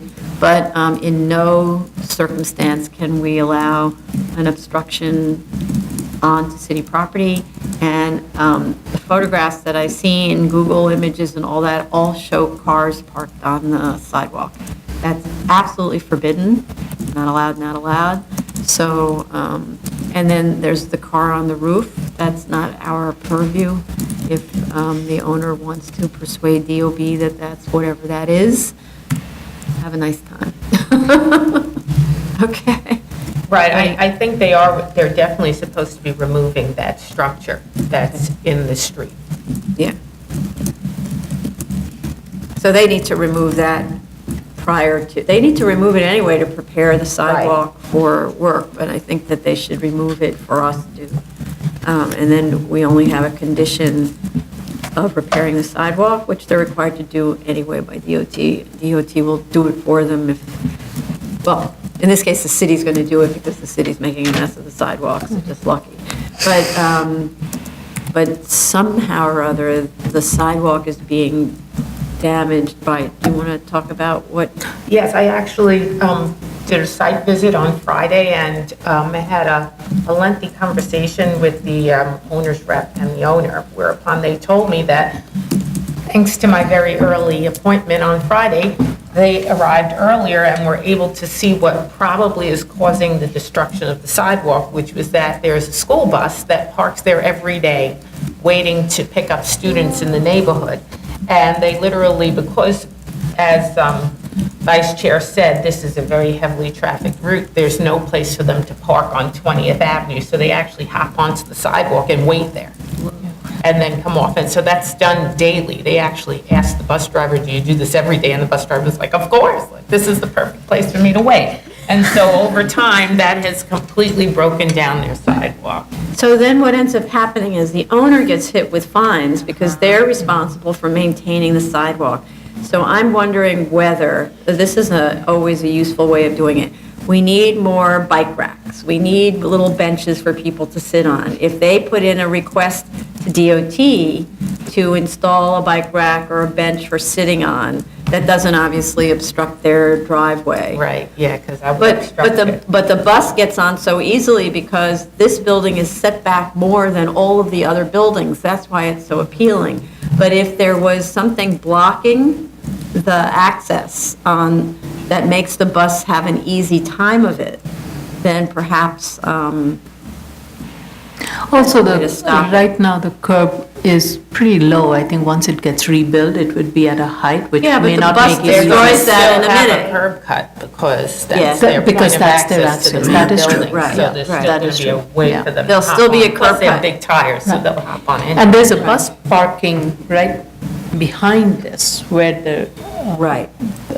so, But I mean, so this is one of those things where the owner is suffering because of someone else's. of neighbors, right? And so, in terms of protect thyself type thing, I would put in a request at DOT for the right to install a bench, or just get on that list of bike racks and benches. I think it might discourage the bus because requires more maneuvering. I'm not sure. I don't really know, but, because that's There's a the fire drag. hydrant when you need one. Yeah, exactly. Or a street tree. A street tree, there's another If one. possible. Right, there's another one.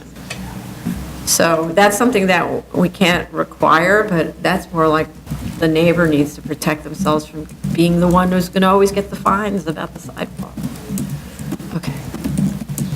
So I just had a few quick Okay. financial questions that need clarification.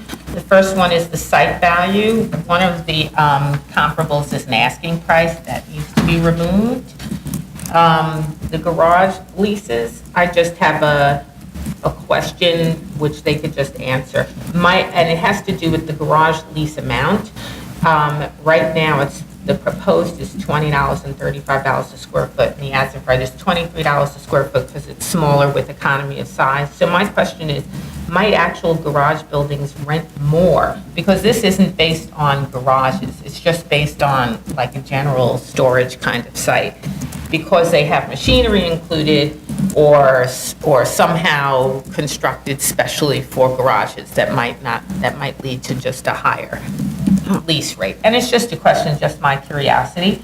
As for the construction cost, the hard construction cost, the demo cost for residential is $164,000, but they need to verify that it's just for the original building, since the sheds are what's being legalized, and you don't want to take them out when you're talking about demolishing the conforming residential, because they're not supposed to be there. Right. It's as if they're not there. You analyze it as As if if the it's not there, illegal so- element isn't there. Right, so I just want to make sure the $164,000 is only for that original legal service station. For the self-construction costs, I have a question about the as-is. Why is there a construction loan on the project and loan fees? It seems like that would be taken into account in the purchase price, but not in the soft costs for development. So there's that question. And then also for the proposed, your soft costs are 100% of the hard costs. So if they could just give us an answer and description for that.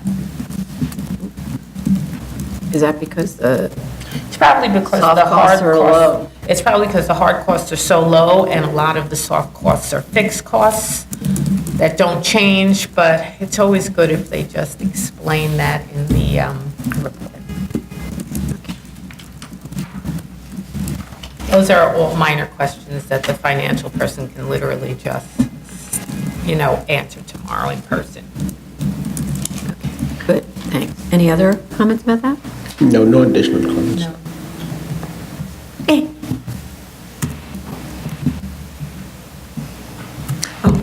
Item number 3, 2017-228BZ, 131-66 40th Road, 131-68 40th Road, and 40-46 College Point Boulevard, Queens. Okay, we have proof of service of initial application to officials and of notice of hearings to officials and neighbors. We have a letter of support from Assemblymember Ron Kim. We also have a letter from Borough President Katz addressed to New York City EDC, asking them to, quote, withhold funding contingent on the applicant obtaining BSA approval, because apparently on this case, no one was aware that it needed BSA approval. It was announced, and people didn't know it was not an as-of-right project. Community Board 7 recommended disapproval with 22 to disapprove and 13 to approve, citing inadequate on-site and on-street or off-site parking. 34 spaces are being provided instead of 198 required. Also citing concern that the rear yard exit against the embankment is unsafe, lack of a loading berth, neighborhood character, and minimum variance standard concerns. Community Board 7 stated as well that the mayor's announcement about the project in advance of the BSA application this is a quote, being filed last summer, raised concerns that the BSA decision is a, quote, done deal. So I need to speak to that. I need to assure Community Board 7, as well as all of the members of the public, the City Council, and Borough President Katz, that this is absolutely not the case. It is not a done deal. We welcome written and oral testimony from Community Board 7, as well as other parties in interest with regards to the substance of the application and how it may be revised to address neighborhood concerns. The commissioners will carefully consider the record and render a decision in this variance case, as it does in all others, after careful, deliberate, and thorough consideration as to whether the applicant has made each and every finding required under Section 72-21 of the zoning resolution. So to get to the review, with respect to the hardships, they should add into their analysis discussion about extraordinary costs that might be associated with the 2-hour windows that are located 5 feet from the Long Island Railroad right-of-way. I was a little surprised about finding the 2-hour windows, and that there's a little more on that later. With the claimed hardship about the sloping site, I don't, first of all, see how a 4% slope poses difficulty in development of the site. And furthermore, I don't see how it is at play at all, since the site was already leveled to permit development of the existing one-story structures. So the site's really not, the slope isn't really at play there. If anything, the slope is helping the project by enabling 2 accesses to the parking garage levels, one at the first floor and one at the cellar level, because they have them split apart. With respect to the shape of the lot, there may be an issue about a self-created hardship, since the lots were combined after 1961. In any event, though, they were improved with one-story buildings, so it's not that they were not developable. And I'd like to know, how is this building constructed and maintained if built at the first and second floors to the lot line, as is shown? The hardship argument, one of it, is that the building had to pull away from the lot line and the right-of-way in order to gain access and to maintain it, but it doesn't at those 2 floors. So if it doesn't have to do it at the first 2 floors, why does it have to do it at the upper floors? And since the proposal is a fully sprinklered building with 2-hour fire glass, then why can't there be lot line windows? There's a buildings bulletin that I'd like them to look at. It's 2015-017 that clarifies how Building Code Table 705.8 should be understood, and it permits lot line glazing in certain situations. Sometimes you have to file a restricted declaration that says, I have lot line windows, I'll close them up if the building is ever built within X distance of my site. So it's 705.8. So I'm not actually understanding anymore why they don't just have lot line windows if windows are the only concern as opposed to access for maintenance. Programmatic needs description states that windows are needed for patient comfort, yet windows actually mostly like corridors, not exam rooms. And a storage closet's also on the window wall at the right-of-way. So I don't see actually the layout supporting the claims. the building layout, so a lot of the discussion is about how uniquely laid out this building is, but actually the building layout is identical to a typical hospital floor. But the idea of a clean and dirty corridor system for patients and clinicians isn't described at all, where it's typical that you have clinicians on an interior circuit and patients on an exterior circuit. That wasn't mentioned in the programmatic needs analysis. Also, though they say they need a lot of exam rooms, they didn't tell us how they came to that conclusion. So how were the number of exam rooms and dental stations determined? They didn't say that. With respect to the irregular configuration of the lot, or that's the claimed hardship, that seems to be working in the favor of the building to allow the College Point structure to function as the mechanical building. So they have this like little building facing College Point. They're using that like as the mechanical building. So then you don't have to have mechanicals in the main building or fewer. I'd like to know why there isn't a cellar at the College Point frontage into which the utilities on the first floor could be moved. So why not take more advantage of the College Point building? And there are other utilities in the cellar on the 40th Road side. So why isn't the College Point building developed with more floors? It's only a 2-story building. Why doesn't it have more floors and then therefore handle more of the mechanicals? Like, why isn't it just treated entirely as a mechanical stack, effectively? There's a mechanical floor at the 8th floor that's very large, and none of it's planned out, and I'm just wondering if that's really all needed as mechanical, especially because they have mechanicals in different parts of the buildings. I'm wondering if by this point, there's a mechanical engineer who's involved on the project, and whether they could bring kind of where they're up to in the mechanical design. With respect to the as-of-right drawings, I'd like to know why the College Point site isn't developed the same way as the proposed is. They basically don't put anything on that site. It's like a half of a building, half of a one-story building. With respect to the deference argument, because they make arguments about physical hardship and they make argument that there's deference for education. We need more on that to understand whether the training students receive is required as part of the degree granting program. And if I understand this correctly, because I was trying to understand and go online and all that stuff, this is students going for a bachelor's of science degree. No? Sophie Davis is a combined BA MD program. Okay, I'd like them to, because a lot of what they were talking about is the kind of training you wouldn't give medical students. So they were talking about, learning how to check people in and do charts and things like that, which is, of course, not the same as an intern. Well, they were talking about medical interviewing too, because Sophie Davis, the program actually relies on, its whole basis is to create community service doctors who go in and do family practice, and hopefully in areas where there's great economic need.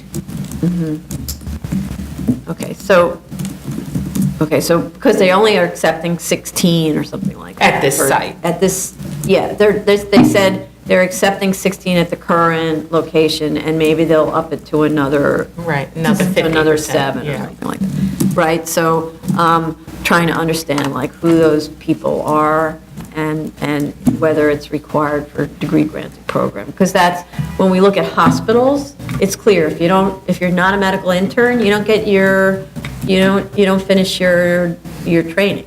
Therefore, you can't be a practicing doctor, right? So it makes it very obvious in a hospital setting. So I'm trying to understand if that's the same thing that's going on here. Okay. With respect to traffic studies, the community board expressed concern about deliveries and why no provision for a loading dock was included. I actually didn't understand the source and conclusions about deliveries in the study. So if they could do more on that, because, for instance, a hospital has a huge amount of deliveries related to medicine and paper products and medical waste and all of that stuff. So does this facility have the same kind of issues? How will that be handled? The parking study and the statement of facts refers to available parking spaces in the parking garage at 40-28 College Point Boulevard, that's across 40th Street from the site. That building has commercial and residential uses with attended and unattended accessory parking. It isn't at all clear to me, based on the C of O of that building, that such spaces can be used by anyone other than tenants and their guests. So I don't see how it can be relied on for parking It studies. is, you could go right in because there's a mall. There's like 4 or 5 stories. You can of go mall. right in, but that's the parking that's accessory to the commercial. Right. So the idea that in this study, they rely on their parking demand on a place where that's supposed to be accessory parking, I don't know that that's okay, because it's not like they have an automatic right, and if at any point, if they didn't have a deal, if at any point the mall says, you know, your facility's using up all of my parking spaces, you can't, because they don't even come in and shop, right? So we're ending up paying for, in some way, or displacing our clientele. So unless if there are really a lot of vacant spaces and they can make a deal, that's really a different thing. But to rely on accessory parking, it's not a public parking lot, it's an accessory parking lot, as far as the C of O says, right? So that's the part where I have trouble. With respect to the demand analysis, the 45-space demand, I'd like to know whether that includes both staff and patient visitors, because they've said that that the on-site parking is for staff only, so it'll only look at demand for staff in the parking analysis is totally wrong.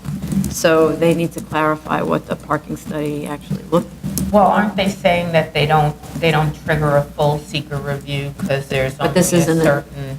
This isn't a seeker question, this is a neighborhood character question, and don't forget, the community is really concerned about parking, right? DOT is reviewing this as well. Yeah, okay. So it doesn't matter, so, we have the seeker trigger, but we also have the neighborhood character trigger whenever we have these parking things. I was just thinking to myself when I read it, I thought that the seeker trigger information might not be accurate, because they're literally saying that they have currently 46 exam rooms that serve 46 patients an hour, and I just find it hard to believe that every patient stays for an entire hour. Just knowing my own doctor's appointments, it's usually they try and get you in and out. They usually process 3 people in an hour easily. So I just find it kind of strange that you Depends come on in where and you spend go. the whole hour. Sometimes they put you in the exam room and they leave you to rot, so Also that... dentist. Yeah, this is also dentist. Yeah, you might spend yeah. more time in a dentist Chair, right. Yeah, So and I this was is a I was much just more, questioning that. I think, and this is a very comprehensive, it seems that programming is much more comprehensive, more like all, what is the term they use? Some terminology they use, which is where everybody's integrated into the program. Yeah, it's and called there's lot- integrated health And, program, yeah. right, so they're...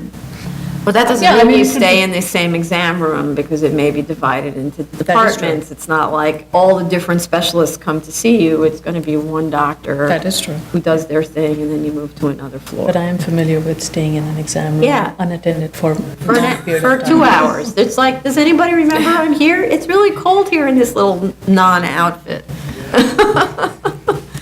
Okay, so, and then with respect to on-street parking availability, I didn't find a chart in the EAS that compares demand times throughout the day to parking space availability, or a map that shows the location of those spaces. There is a map of parking regulations, but instead they provide a chart of streets showing nearly 100% utilization in most cases, and I'm wondering whether those, to not see it on a map, it's really hard to compare the streets to that's the I did map. mine. Oh, you did your own? You're kidding. Okay, but you shouldn't have to do that, that's the whole point. The applicant's supposed to do. I'll speak to it, why I did it, just to that. And I'm wondering also whether the surveys take into account the projected new developments on the soft sites that are listed in Table E13 in the EAS, several of which will be very large office and community facility buildings.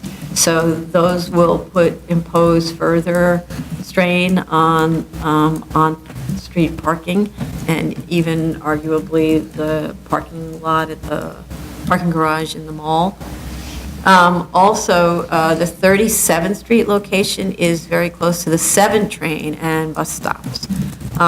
That's the other location that they refer to argue similarity. So it's a much longer hike to the subject site. So I'm wondering whether that would affect decisions to drive. With respect to the survey of the 37th Street location, were staff members also surveyed? I think so, but I I'm think not so, sure. yeah. The survey included those who parked their cars off-site.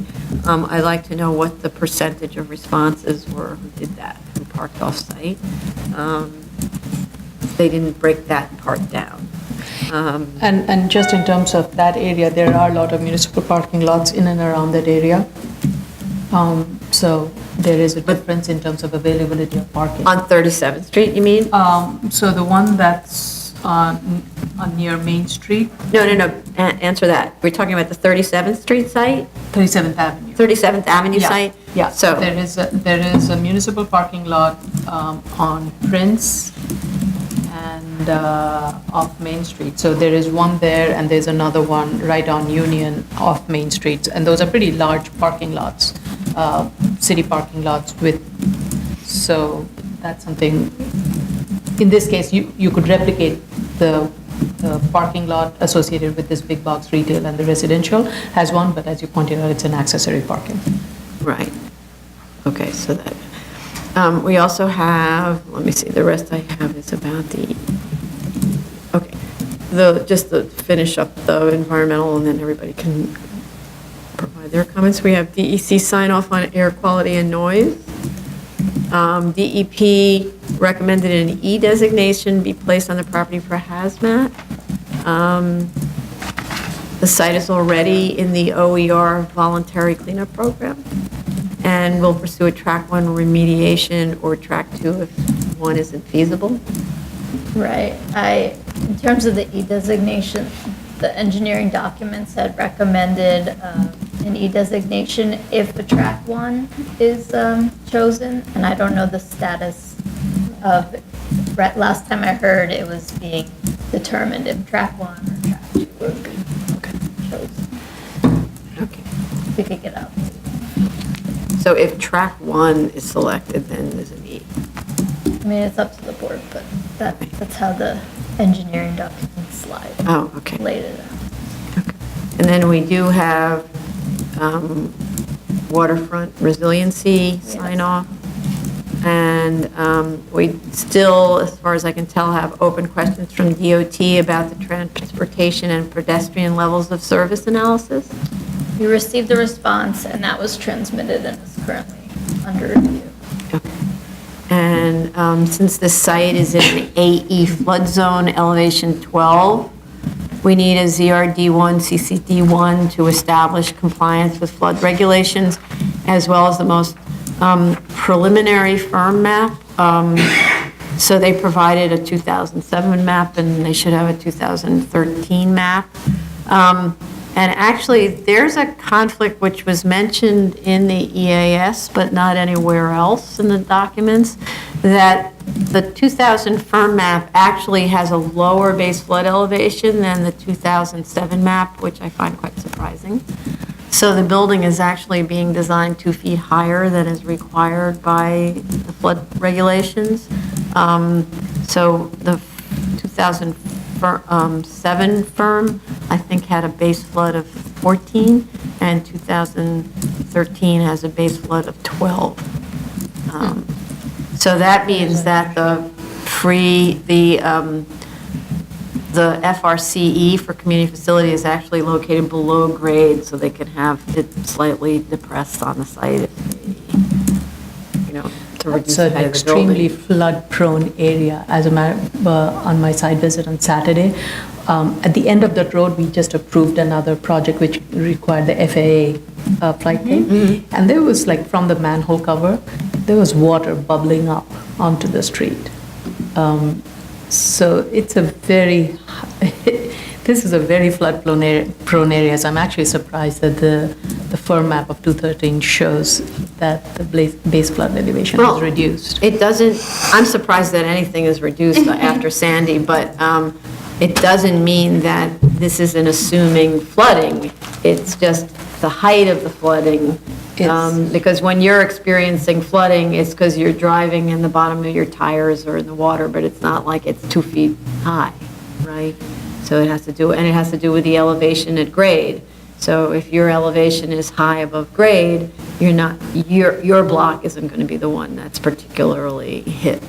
So anyway, I had several comments.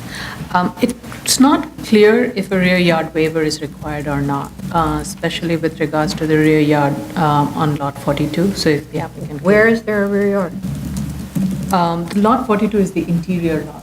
I'm not talking about, lot 42 is the interior, and so there would be a rear yard that would be required, and it doesn't meet the section 3327, which is that it's not a shallow lot. It has to be less than 70 feet for it to qualify as a shallow lot. So I'm not sure it meets that requirement, so I just needed that clarification. Now, just to start off with the premise, with regards to the bulk configuration, I do not see this being a major neighborhood. I'm backing up from that to the other part as a neighborhood character issue, because the building forms there are like tall towers sitting on a base. There really is no uniform look to anything on that street. Most of it is underdeveloped, and it's going to be developed in whatever form or shape. So my question is more with regards to the parking.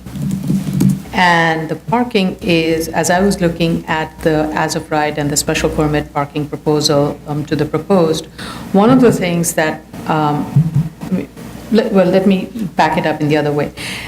Based on the modal split and analysis, it is anticipated that this site will have more vehicular trip, and there will be less use of mass transit and walking as was for the 37th Avenue. So which clearly goes to show that there will be need for more parking on this. And the narrative fails to provide that clarification and how the proposed peak auto trip, all of that would be addressed. And that's why I did this on-street parking, just to see how much of on-street parking is available. And all the ones that I have, these are pretty much, most of the street frontages along this site, on-street parking is almost not available from morning 8 a.m. to 4 p.m., which is kind of your regular operation period. So any of the on-street parking that is available, it's located further away, and it's not, and you have to walk up the hill, and there's a lot of traffic, a lot of bus route. And if this is catering to a population that is slightly elderly, this is not going to be a very convenient walk. So most likely they're going to be either dropped off or somebody will bring them to the site. So the demand for parking, I think, is going to be much higher than what has been indicated, and you cannot rely on the on-street parking. So with that, I want them to be able to help me understand why there cannot be more parking provided on site. And with that in mind, I was comparing the as-of-right, the proposed, and the special permit thing. As I was measuring the height difference, there's about, in the special permit one, there's about a 26 foot of height difference from floor to ceiling to the roof of the first floor, which is about the same height of the cellar and in the proposed parking, if you were to measure it from the lowest point of where one of the parking level is to the highest point. And if that is the case, then using the same thing that's been applied in the special permit, you could use like a quad stacker, and that would allow for 72 parking spaces, which is what the special permit has. The special permit is using a quad stacker. Of course, that makes it an attended parking spaces. But if that's an issue in terms of monitoring and operation, then that needs to be clarified, which the application was not very clear. So I would like that to be clarified. And that's how I was working backwards, looking at the on-street parking restrictions. Unless they can strike a deal with the parking space across the street, which has the capacity of over 2,570 spaces, and 1,000 is available. And, then that may address the need for having to dig further and provide it. But alternatively, it would be helpful if they can answer that. So can you just go back, you're saying in the special permit version? In the special permit, they were proposing a quadruple stacking proposal. And when I looked at the floor to ceiling height there, it's a difference of about 26 to 27 feet, which is about the same height difference from the lowest level of the cellar in the proposed to the height of the ceiling.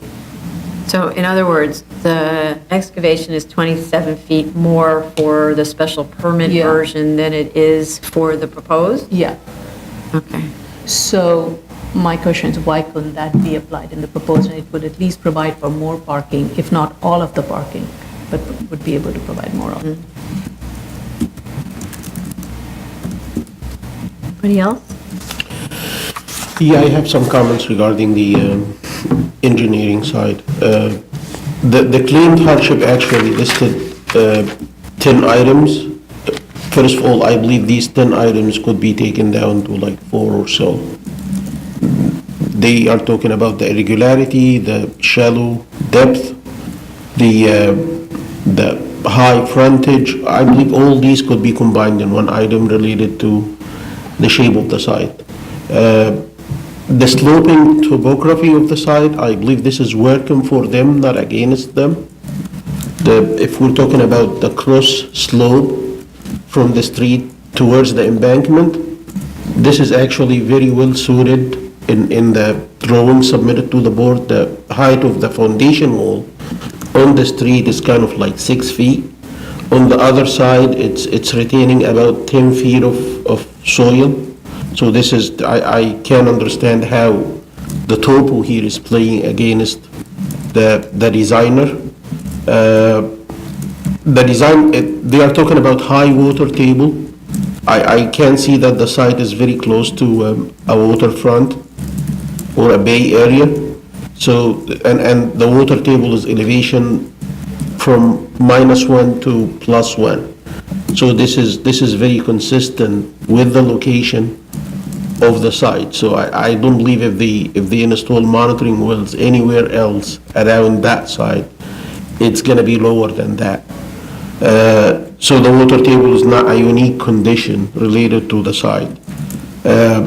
With regard to the retaining wall, they are saying that the retaining wall need to be 18-inch thick because it's close to the LIRR. And the dynamic loads of the train need to be considered in the design. I don't believe the train loads need to be considered because the train is way far, about 40 feet. If that train is outside about 15 to 20 feet from the face of the wall, it doesn't need to be considered. This is kind of very simplified engineering analysis. If the train is far enough from the retaining wall, it doesn't need to be taken into account. I did check that based on the geometry they are providing, and it doesn't seem that the train need to be considered, neither the dynamic loads from the train as well. So this need to be like re-looked at. The statement of fact says that the retaining wall need to provide drainage. Actually, retaining walls usually do not provide drainage. The drainage need to be provided to retaining walls. And if this retaining wall is somewhere else, and there is a similar condition like the embankment or even slightly sloping grade next to the wall, it needs to be some sort of drainage right behind the retaining wall. It could be a drainage mat, it could be a stone filter behind the retaining wall. What they are doing right now, they are doing like a very simplified solution, a swale, small swale behind the retaining wall. So I don't think the topo condition is affecting this as well. Just a question though about that. So the retaining wall's on a slope, and their first 2 floors are built at grade, and so they back into the retaining wall. Don't you need to do something to prevent the water from running down into the building? Yes, they did put a swale at the very the top, swale, right, okay. right behind the embankment. So if any water accumulations comes from the embankment side, it's gonna go to that concrete swale, and this swale is sloping in the longitudinal direction. So okay. instead of the water penetrate down, it goes longitudinally, and they can collect it at either end of the building. So they avoid that this water can penetrate Okay. into ground and attack the building. And either way, I believe they will need to provide some waterproofing to that retaining wall or foundation wall. Regarding the 18-inch section needed for the wall, I'm not sure if this is really required. I believe this retaining wall is kind of like very regular, or foundation wall. I keep saying retaining wall. It's not a retaining wall, it's a foundation wall. This is against the LIRR embankment? Yeah, I believe it's very regular foundation wall. The only difference, Can I speak to that? Yeah, This sure. is based on a project that I had worked on one block from here, which is also on the same LIRR embankment. And in that one, the site was much wider than this. And LIRR had very specific requirements as to what could be put and how much of a distance had to be maintained. There were a lot of the embankments, and this building had 100 foot that I was working on, and the building was set back 70 feet from it, or it was 60 feet from the property line and then another 30 feet, but there were a lot of requirements that LIRR imposed on a retaining wall for the cellar portion. if they do have requirements from the There are- LIRR, they can provide them to us. Yes. But based on the engineer, I understand some agencies require like very strict Yeah, design they were criteria. quite rigid, they were Yes, not lenient. Beyond even the engineering They haven't given us any. standards. But if they have something like that, I would like to take a look at it. But so far, based on the like regular engineering standards and practice, this retaining wall doesn't need to consider the train loads nor the dynamic load coming from the train. If they consider any regular earthquake loading, I believe it could be much more than the dynamic load coming from the train, although even the train is outside the influence zone of that foundation wall. So that influence is that angle of influence from the building, from the source of the vibration of the train? If this is the building, this is the cellar, this is the foundation wall, and the dirt is right here, the influence zone is aligned like that. And this line has a specific angle to the horizontal. It's 45 degree plus phi over 2. Phi is the internal angle of the material behind the wall. So if you say this is 60 degrees, and this height is kind of like 12 feet, it's 11 feet, more or less. If this is 11 feet, and even if you go like 45 degrees, not 45 plus, just 45. If this is 11, I believe this is gonna be 11. The LIRR, it's way beyond that. So the train is not in the play. The only thing is in the play is the part of the embankment right behind the wall. And instead of designing this wall to withstand 10 feet of depth or 11 feet of depth, they're gonna need to design it to withstand probably 12 or 13. The increase here is insignificant. It's not significant. It's not that dramatic. The train loads are out of the play again. If they do have something from the LIRR, I would like to take a look at it. Yeah, if anything, it's, Long Island Railroad might have some special rules about how you protect their property, therefore a retaining wall has to be X, but it isn't about the zone of influence because they're 40 feet away or something like that. The protection would be during the excavation, before they start digging next to that embankment. I believe they would need to install some sort of excavation support. It could be soldier piles, it could be sheet piles, but this is something temporary. And if I were the engineer of record for that project, I would use that temporary system. Usually when people install excavation support systems, in my humble opinion, they throw this money in the dirt good engineers, usually when you install excavation support system as a temporary system, try to pay some extra and use that temporary system as a permanent system. Right. Like if you install a secant pile wall for a building that you need to dig down 40 feet deep, it doesn't make any sense to spend millions on that secant pile wall and then later come and put another foundation wall inside that cost you more millions. You could design the secant pile wall as a permanent element and benefit from the money you spend. Same thing here. If you're gonna spend money on installing sheet pile next to protect that embankment, I would beef up the section for that sheet pile and use it as a permanent element. Then, if this is the case, that foundation wall wouldn't need to be 18-inch thick. Probably it's 8-inch thick. So it could be simplified like that. One more thing, we are talking about piles, difficulties to installing piles. I did look at the geotech, and my understanding is the bearing pressure is very high. I don't believe we need piles here. If we are talking about piles for the excavation support for the embankment, it could be sheet piles, but these kind of elements doesn't need to be driven because they are talking about pile driving. Sheet piles usually do not need to be driven. They could be vibrated, especially in close proximity to an embankment like this. So I don't believe pile driving here is an issue at all. So vibrating is cheaper than driving? It's cheaper and it's more convenient because of adjacent structure.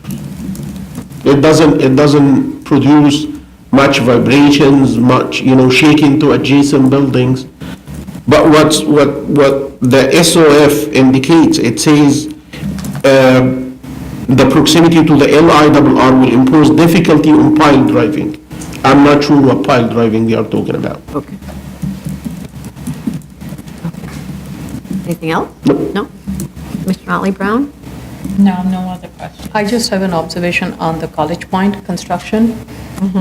Given the frontage of the College Point and because it's right next to the structure that is supporting the LIRR, which is on the street. The overpass. The overpass. There's a structure, there's a concrete structure that is on the College Point Boulevard, and there's one lane.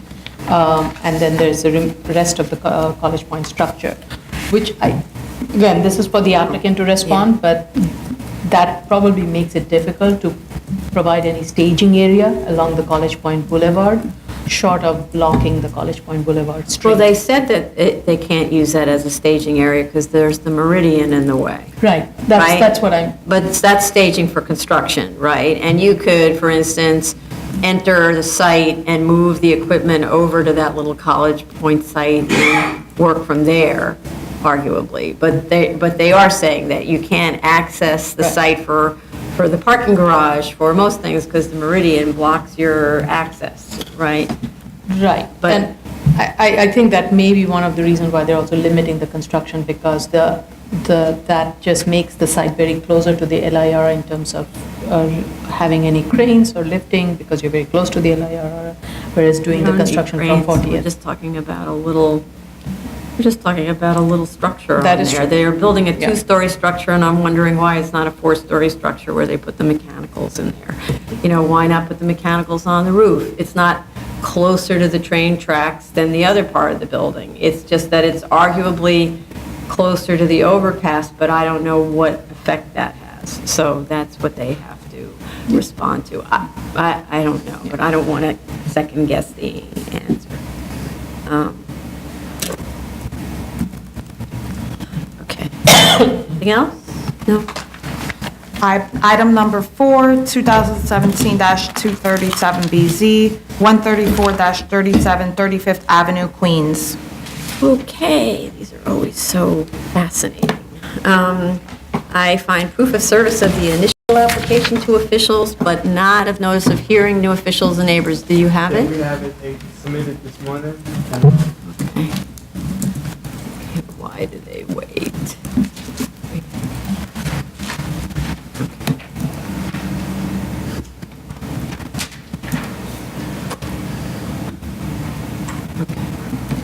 I also didn't find the community board recommendation in the file. That they, gonna have a full board, meeting March 12th. Really?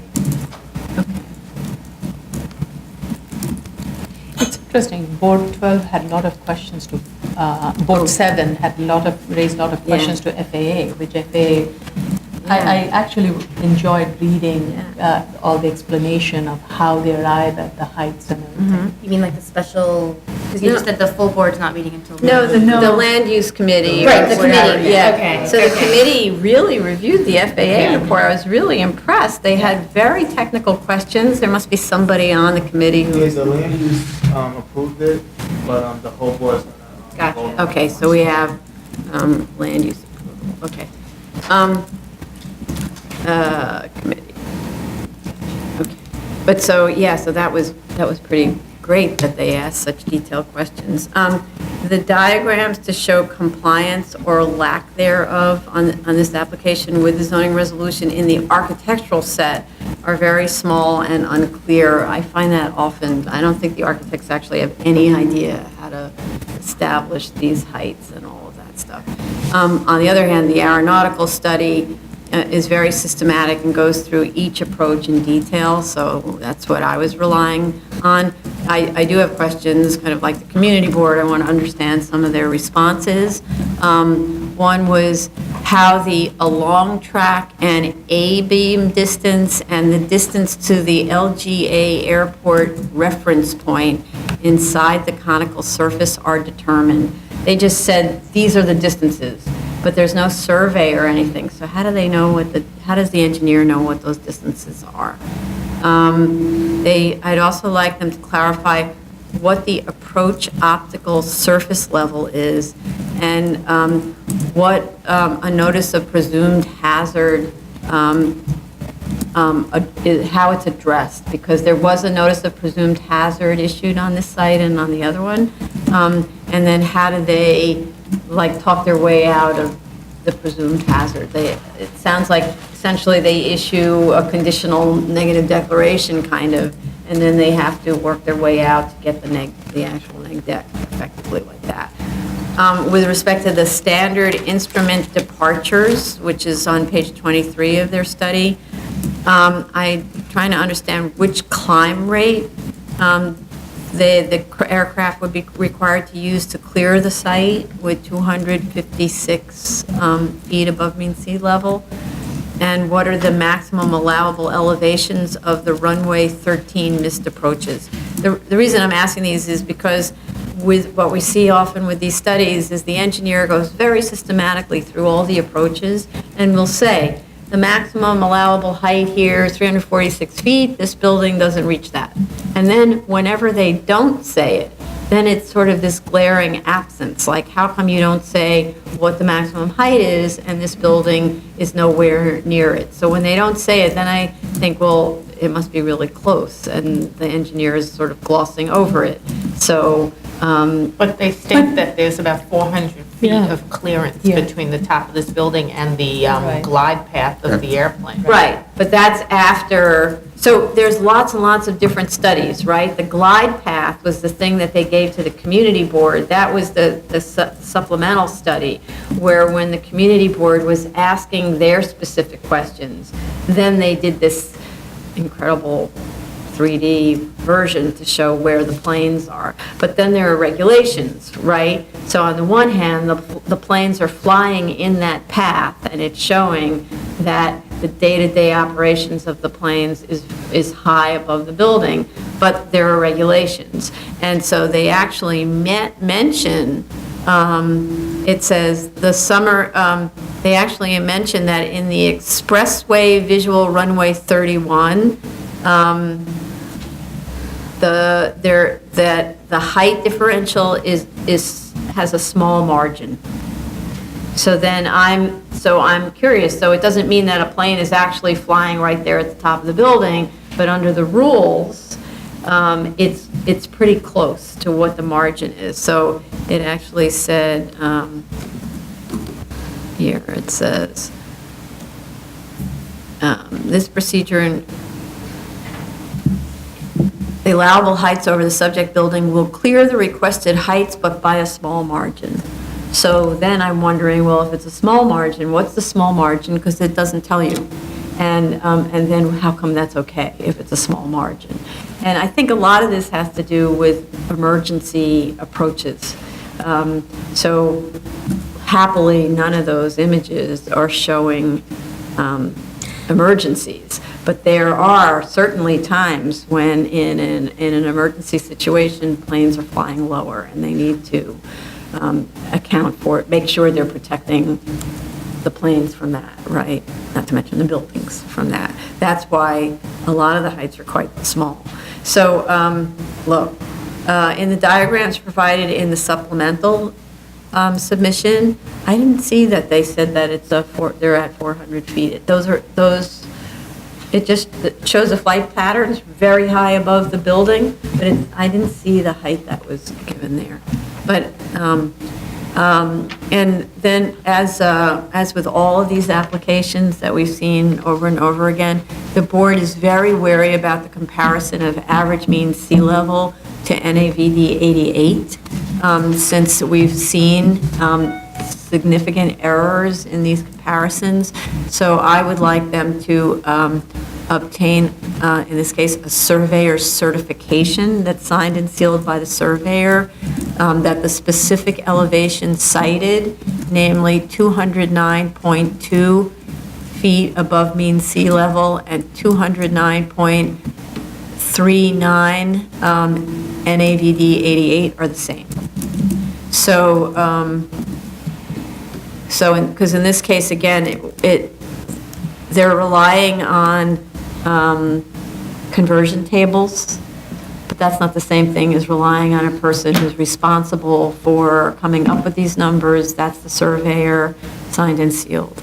And then they provided this sort of surrounding area map of roof heights, which I didn't really understand the purpose of, because this is the tallest building in that whole region, and so what were they trying to prove by that?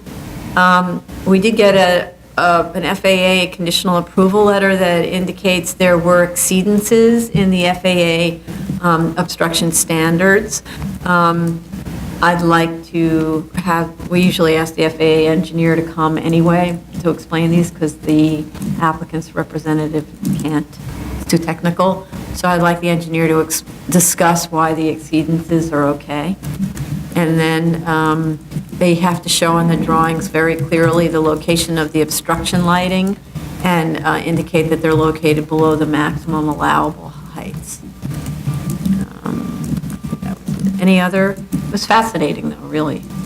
I thought the FAA response was very helpful in clarifying what the minimum, how they factor in, because these were the kind of questions the community board had raised as to, if a person is standing on the bulkhead and if they have an antenna, and how would that be above the FAA, and that's how they responded that, they factored in an additional height, and that's how they have the maximum height factor, and above that, there isn't enough clearance because it's above 450 feet. And also the FAA analysis indicated that the most of the flight paths are not over the building. It's only in rare occasion, if there's some change in the weather pattern or something, there would be a flight path that will go over the building, and that was, I think, on July 21st or something that they had indicated. Rest of the time, it's not on that building. What I actually was comparing this, I was reviewing this project and the following one at the same time, because they are on the same zoning lot, and they're on the same block, and it's by the same developer. And what to me was not clear is I thought the following one that we are going to hear, I did not have an issue on the NAVD and AMSL ones. But when I was looking at that and comparing the NAVD and AMSL for this building, the difference in the NAVD 88 and AMSL was kind of odd, because in that also the AMSL is at 211 feet and the NAVD was different. Whereas here, the difference is, this is the subject law that is right now we're reviewing is 209. It's lot 31, sorry. Lot 31, FAA approved 211 AMSL, and the corresponding NAVD 88 is 211.19, whereas Lot 46, which is the application we are going to hear next, had also an approval of 211 AMSL, but the NAVD is 178.24. No, 178 is above grade. Okay, then the diagram is not correct, because then I'm going by what the diagram is saying. The diagram of which one? Maybe stick with this site, because now I'm confused which site we're talking about. We are talking, this site is lot 31. Right? And So that where- one has an AMSL of 211 approved. And let me just pull out the drawings. And as my notes indicates, the drawing shows NAVD at 211.19. That's the equivalent. That's the second case, right? No, that's the No, that's the second first case. The state, no. The first case is- 9.90 Yes. NAVD. Correct. So here, I'm reading from the FAA letter. As indicated on the proposed plans and the aeronautical study, the premises is located within the intersection. The subject building exceeds the maximum as of right allowable height. As shown on drawing BSA-02, the maximum FAA as of right allowed height is 142 AMSL, that's the allowable height. 142.64 NAVD. The building's proposed height is 209.20 AMSL, 209.39 NAVD 88. That's the approved height by FAA of this building. So, but we shouldn't talk about the height of the other building because that's too confusing, except to say that there seems to be, according to them, only a difference of 0.19 feet between average mean C and NAVD 88, and so as soon as I see that, I get really nervous, even though they showed us a chart, and so because we've seen there was a difference in other places of 3 feet between those two. So we just want to make sure they're right. There was a very elaborate explanation about how they came up with this NAVD 88 level, where there was kind of rounding and all of this sort of stuff, which is fine if they're being even more conservative.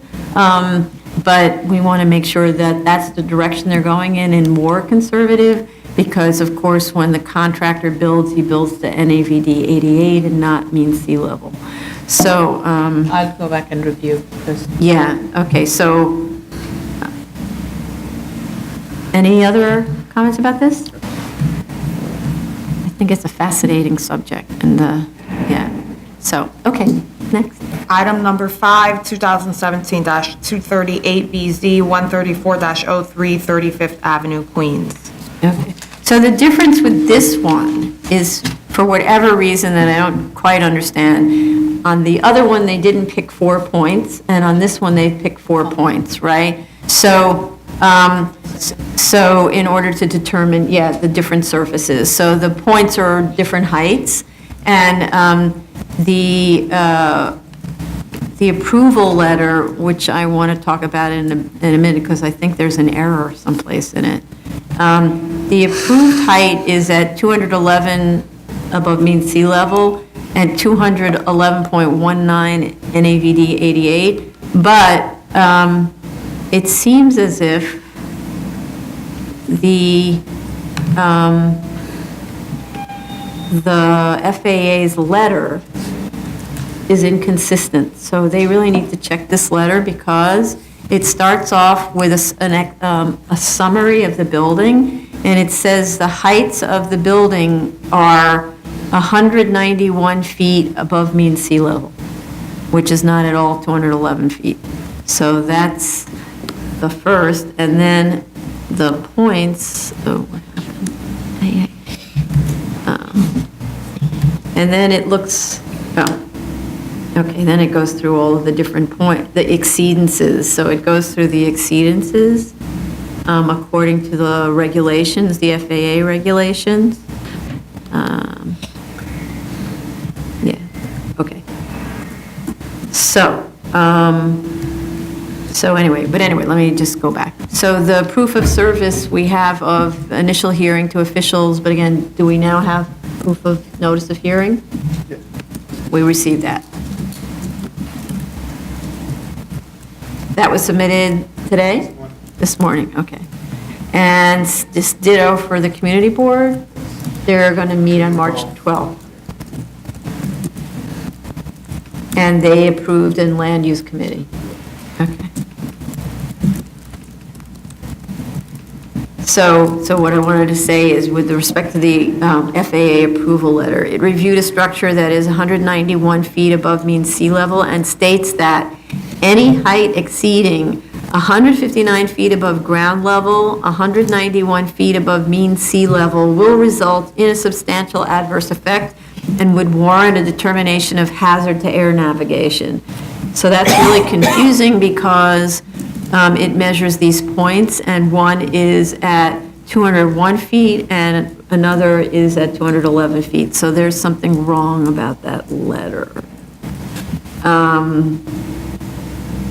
So then, I have a lot of the same questions about this one as the other one with respect to how they determine the distance from the edge of the horizontal surface along the along track, the A-beam, and the LGA airport reference point inside conical surface distances. The LaGuardia runway 31 LNAV maximum allowable ranges are 214 to 390 feet, so that's an example. It's really close. The description for this building is 211 feet at one point, so that's only 3 feet. So if we're just talking about installing an antenna or a person standing on top, you hit the 214, right? So I don't understand why that isn't too close. And also, because the allowable ranges are 214 to 390, which is a big range, what decides which range is acceptable in this location?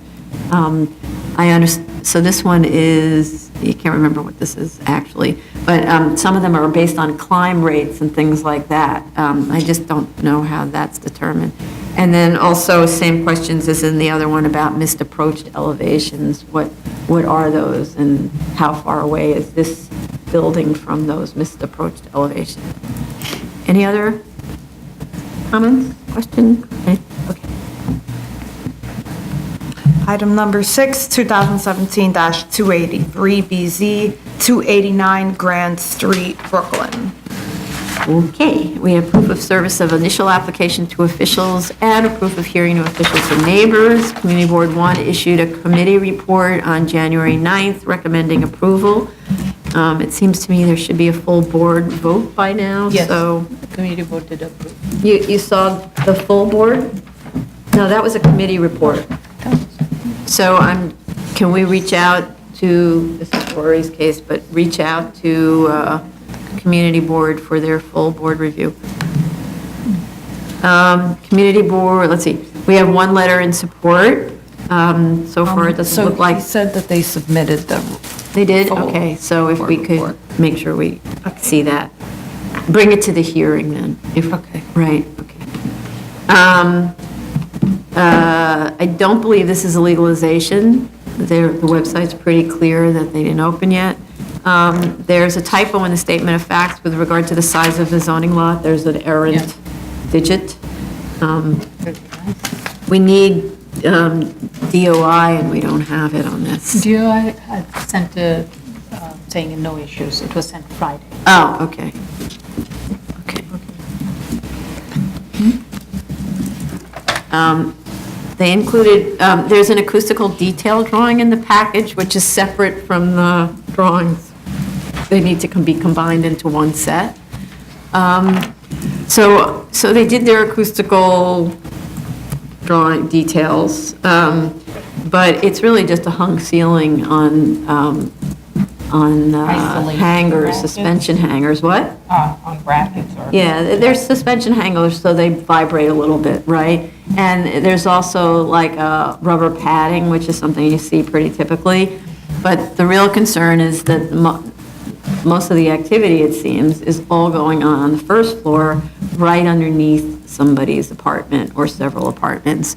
So I just want to really caution the owner that if this use becomes a noise and vibration issue for upstairs neighbors, they will not believe the headaches that they will suffer and the expense they'll suffer.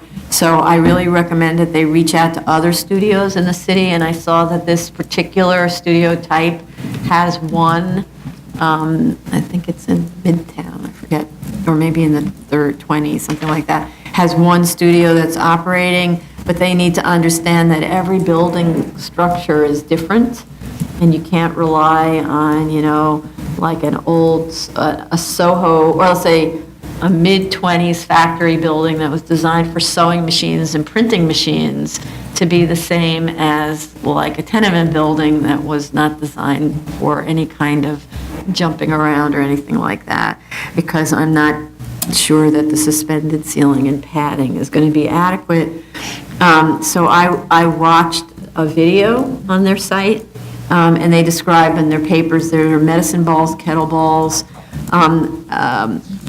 bio boxes, rowing machines, and all that. So what happens to them? Are they dropped? Are they tossed? Do you jump from the plyo boxes? The video I saw, there were about 30 people in this very tight space, jump using steps like in the old step classes, and with many people working out at once, and people pushing like these gigantic things that hold the free weights, pushing them down and pulling them back with ropes and things like that. So therefore dragging across the floor. I can't imagine that runs silently.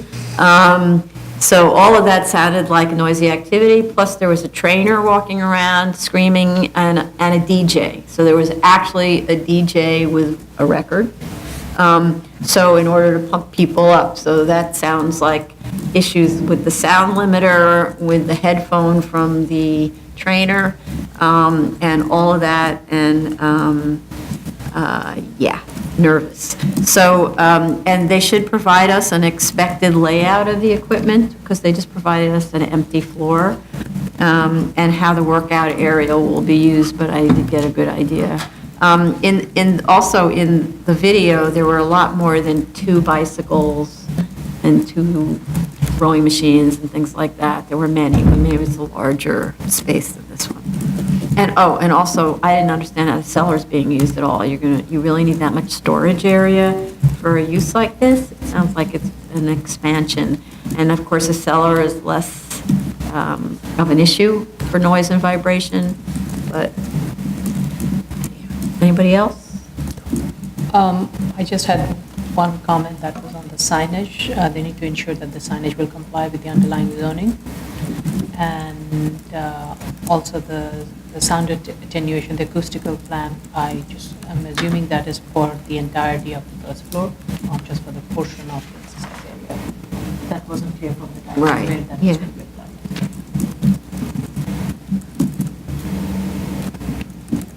So that means the drawings need to be amended to show the scope of the hung ceiling and the padded flooring. Given the most of the, way I understood it, this is like a free space with a lot of free weights and things that are going to be used, so the most of it is like a studio space with a little bit of a clear path for the fire exits, that's about it. So most of it then should be sound attenuated. Right. It doesn't make Right. sense to be just isolated to one area. Right, but they, I'm sorry, what I was saying is that it's from what I understood is that this is going to be like a studio space with no exercise equipment, but minor handheld equipment that you use. not or something. minor, go watch on the video. Okay, I didn't watch Right. that video, but I'm inferring Yeah. from the statement. So, And if that's the case, most of it, and most of the space is going to be used for studio purposes with a little bit of just a lay-by area for the fire egress. So the entire acoustical system would apply to the entirety of the Yeah. floor, not just a portion of the area which is going to be used for exercise They don't purposes. even have lockers, so they There's have. a little tiny No, one those right aren't behind the lockers, juice. there's just 2 toilet rooms with a Right. shower and the reception area, and that's it. So they don't, So- most of the time we have very large locker areas that, of course, don't need acoustical separation in the same way. Here, the entire area is workout space. And that fire route that you're referring to is where they drag these heavy contraptions on the floor. So, so anyway, okay. Yeah. Okay. This concludes the public review session for March 6, 2018.